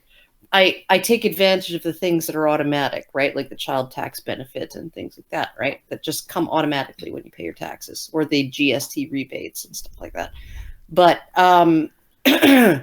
never applied for any kind of extra money, other than a 6-week period when I went on EI and it wasn't enough to live on, and I went for a welfare top up. So, but essentially, my kids are inheriting a debt. I might be able to leave them money in the private property sense when I'm gone, but the debt that they're inheriting is a debt that I did everything I could to not create for them. But other people who just don't have any idea of how much things cost. And the more you provide entitlements, the more you provide things for free to people, for the user, for free for the user, Right. the less people are aware of how much it actually costs. I mean, like, most people don't realize that the cost of a doctor, just a general doctor visit in Canada, is something like $80. It's 80. That doctor is collecting $80 for the 5 or 10 minutes he spends with you, right? And I'm not begrudging him that money, because he's paying for a staff of nurses and technicians and receptionists and overhead and the building and, you know, all of that, and malpractice insurance and his expertise and all of those things, right? He's and expertise is worth money. Otherwise, it would be okay to go down the street to a convenience store and have the cashier diagnose you and prescribe your medication. Or diagnose yourself and prescribe the medication yourself. But all of this, you know, all of this is once again, we have that issue of people voting for these programs because they want them without recognizing that they're forcing their employers who are being more heavily taxed than they are, their bread and butter, their goose that laid the golden egg, to pay for them. Right? Don't let people prescribe their own medication. That's what, you know. What's different in Canada, though, is that we have been used to universal health care for quite a while. So we're different from you guys in the United States. Yeah. We don't have to. I mean, there were only 2 provinces as of the time that I became an adult. Okay, but we don't have time for a discussion on that. We're at 2 hours and 15 minutes. So we've got to, and we still have super chats. So I've got 2 super chats that are very similar here. The DCV Titan gave us another $5 Canadian and said, remove citizenship by birth for everybody. Service guarantees citizenship. And then Altair, very sorry about that. Altair Mawat gave us, I believe that's from New Zealand. It says NZ $2 and said service guarantees citizenship / suffrage. And, you know, I'm not gonna either object or agree to that. It's something that I haven't considered, and I would actually have to do some thinking on it before sort of deciding how I think about that. And it's not something I would want to actually decide on without some serious thought. I do think, though, that it is absolutely reprehensible that in my country and pretty much every other country that was part of the British Empire, service was required for suffrage for men, but not for women. Men's service won women's suffrage. Women did nothing but throw a temper tantrum to get that suffrage. That is reprehensible, and there is no way to go back and fix that. The only thing that women can do now is recognize the gift that we have been given and be more responsible with it. And that's what I will push for, because I sincerely doubt that we will persuade the general public to do what you're suggesting. whether it's a good idea or not, which I'm not agreeing or disagreeing regarding whether it's a good idea or not. I'm simply pointing out that I don't think it's feasible to expect it to happen. So the more practical argument is, what can we do? And that's it, is to push for women to be accountable.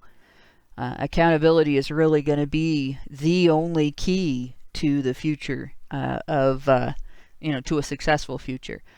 And I want to point out, because we've got, Gray Kainos in chat says, haven't heard the term suffragist before.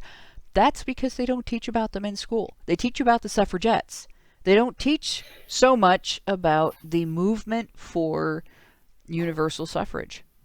Ask him if he's heard the term Chartists. Yeah, probably not. Because the Chartists were not just asking for suffrage for everybody, or for every household.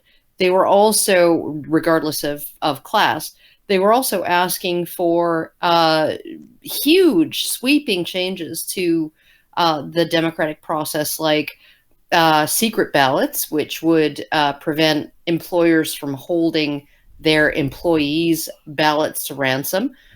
So employers could actually order, say, if you don't vote the way I want you to, I'm going to fire you. So they wanted that. They also wanted people in public office, particularly members of parliament, to be paid. They wanted it to be a paid position because they wanted working class people and middle class people to be able to aspire to that, because up until that point, it was an unpaid position, so the only people who were going to do it were people who were from the moneyed class, people who were from old money, who didn't have to work for their money. They were essentially the top. They were the George Soroses of their time. They didn't work hard. They worked smart. They paid somebody to invest the money that they already had to earn more money. And they did not actually have a job. And so the only people who could actually go and run for parliament were people who were financially independent and wealthy enough to be able to not be taking a wage. And the first members of parliament literally were knights. It's in the 13th century. From the 13th century, 2 knights are elected from each county by the county courts, not by the people, but by the county courts. Soon after, they are joined by 2 representatives from the boroughs. So that was the beginning of Parliament. In 1430, it changed so that owners of freehold land worth over 40 shillings a year, which would have been a lot back then, could vote in the county elections. Then it goes on. 1542, Wales is now represented. 1707, Scotland is now represented. 1800, Ireland is now represented in Parliament. 1430 to 1832. So this over that whole time span, some monarchs extended the franchise in some boroughs in attempts to influence the makeup of Parliament. Qualification of the vote is often arbitrary during this time. However, it was the male head of household that was eligible to vote. In others, it's restricted to those that own property or pay local taxes. Around 1 in 5 adult men can vote by 1932. So that's where they were back then. And then now, there were some places where women could vote. You had to be able to prove that you owned that property and you could pay those taxes. There were fees for voting. Right, it depended on the borough. It was because the monarch wanted to influence the makeup of Parliament. So if they felt they could get women to vote for the person they wanted, that's who they put in. And it goes on like that. 1867, Second Reform Act extends the franchise. 1872, secret ballot is introduced. 1884, Third Reform Act equalizes voting restrictions between counties and boroughs. So they finally made it somewhat standardized. That by that time, they started to have more and more men could vote. And then 1918 was the Representation of the People Act, gives the vote to just about everybody. And in that same year, in February, they got the right to vote. In November, women got the right to be members of parliament. And then in 28, they lowered the voting age for women to 21. In 69, the voting age for both men and women is lowered to 18. You have to realize, too, though, that the reason why the voting age for men was 21 and the voting age for women was 35 was because of the fact that men had responsibilities. No, it was because of the fact that over 1 million men had been killed in World War I in Britain, and the government said, if we allow an equal number, if we allow women aged at age 21 like men to vote, what we're going to have is 2/3 of the electorate being women. Yeah. Yep, that is true. So, yeah. So there's your voting rights. Then Tyler Preston gives us $2 and says, so the suffragettes were made out of Naomi Wolf's.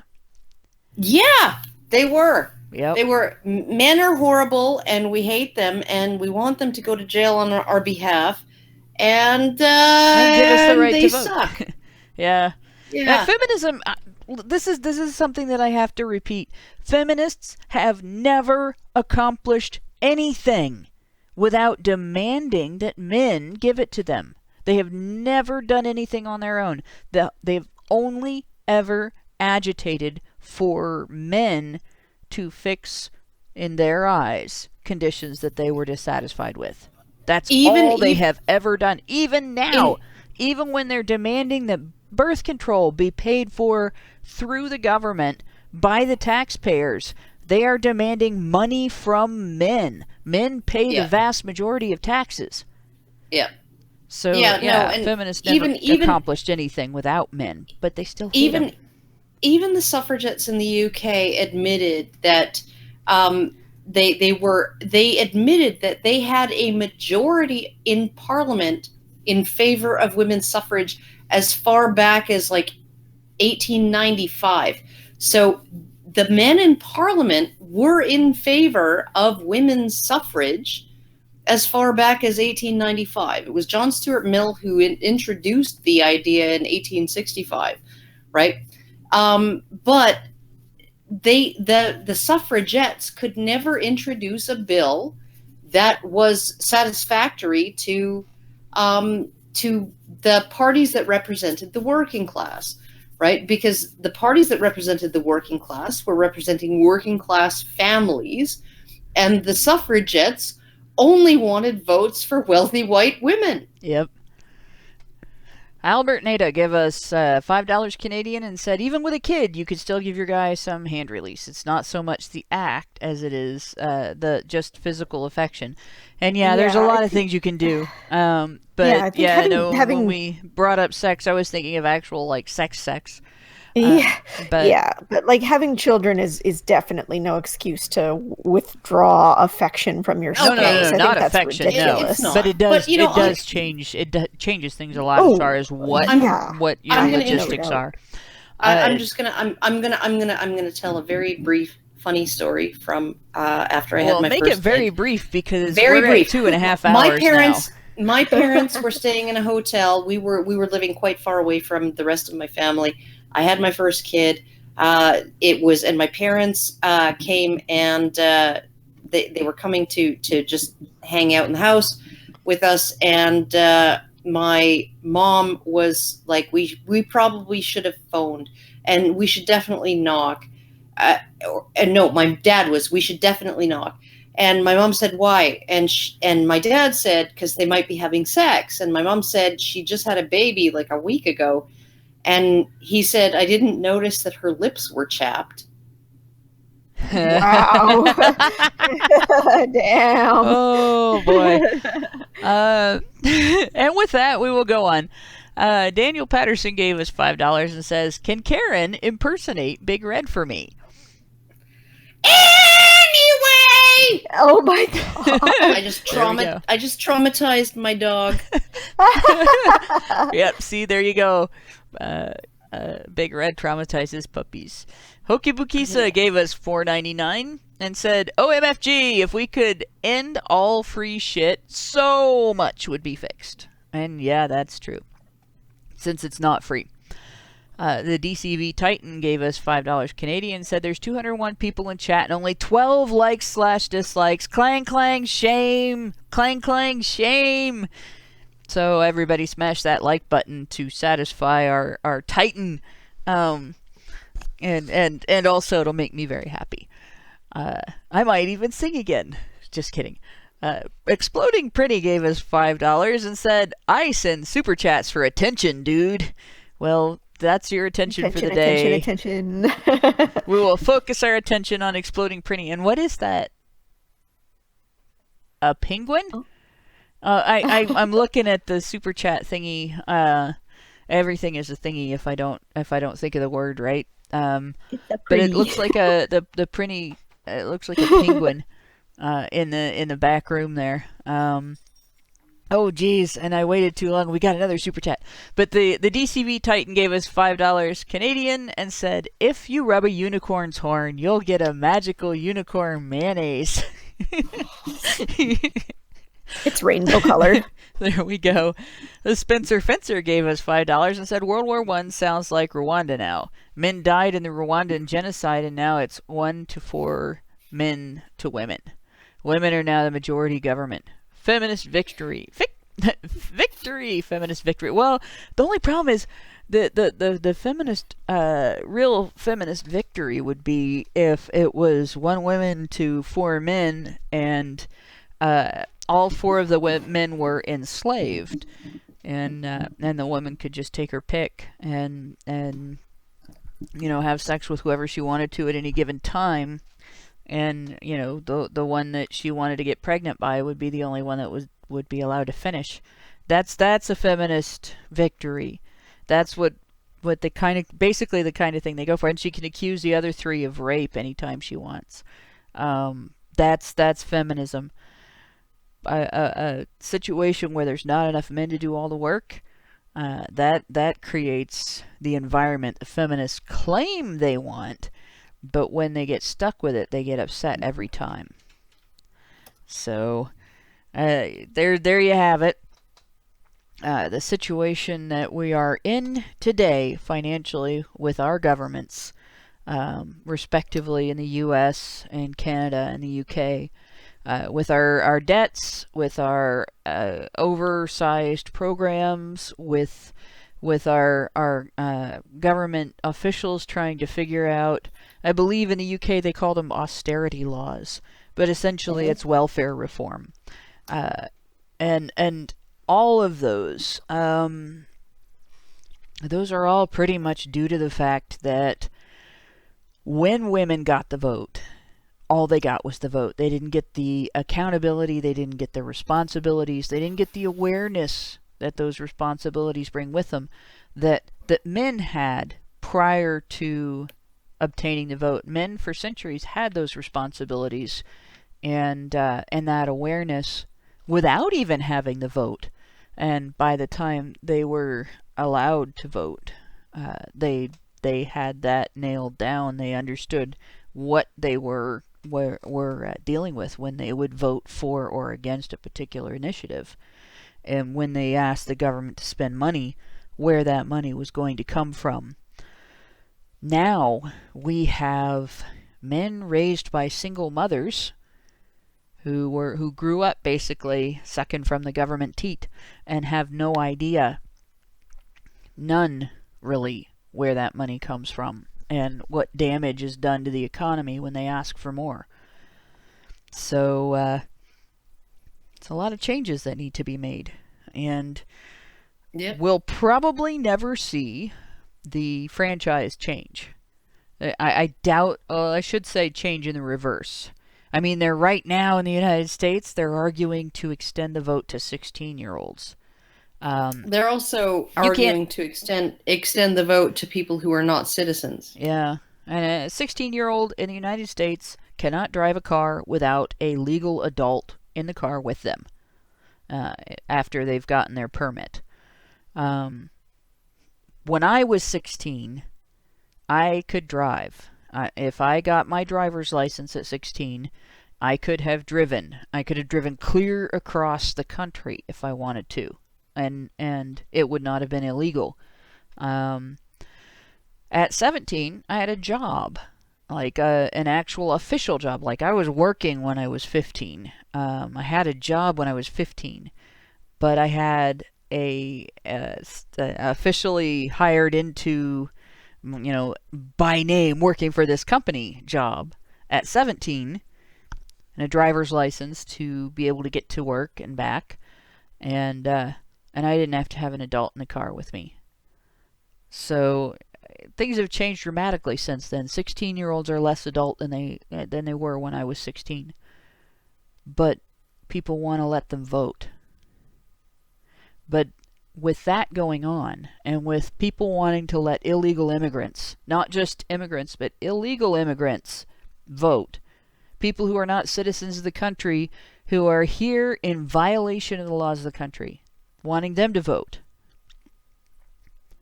I doubt that we're going to get rid of votes for women. So women better pick up the slack and start developing some accountability if they want to have a country in which to vote in the future. And with that, I am going to thank everybody for listening. This has been a long one. Alison's going to love the size of this sausage. I'd like to thank my co-hosts for sticking it out this long. Huge thanks to everyone who smashed the like button, to everyone who is behind the scenes at HBR Talk, who makes the show happen. And good night, all.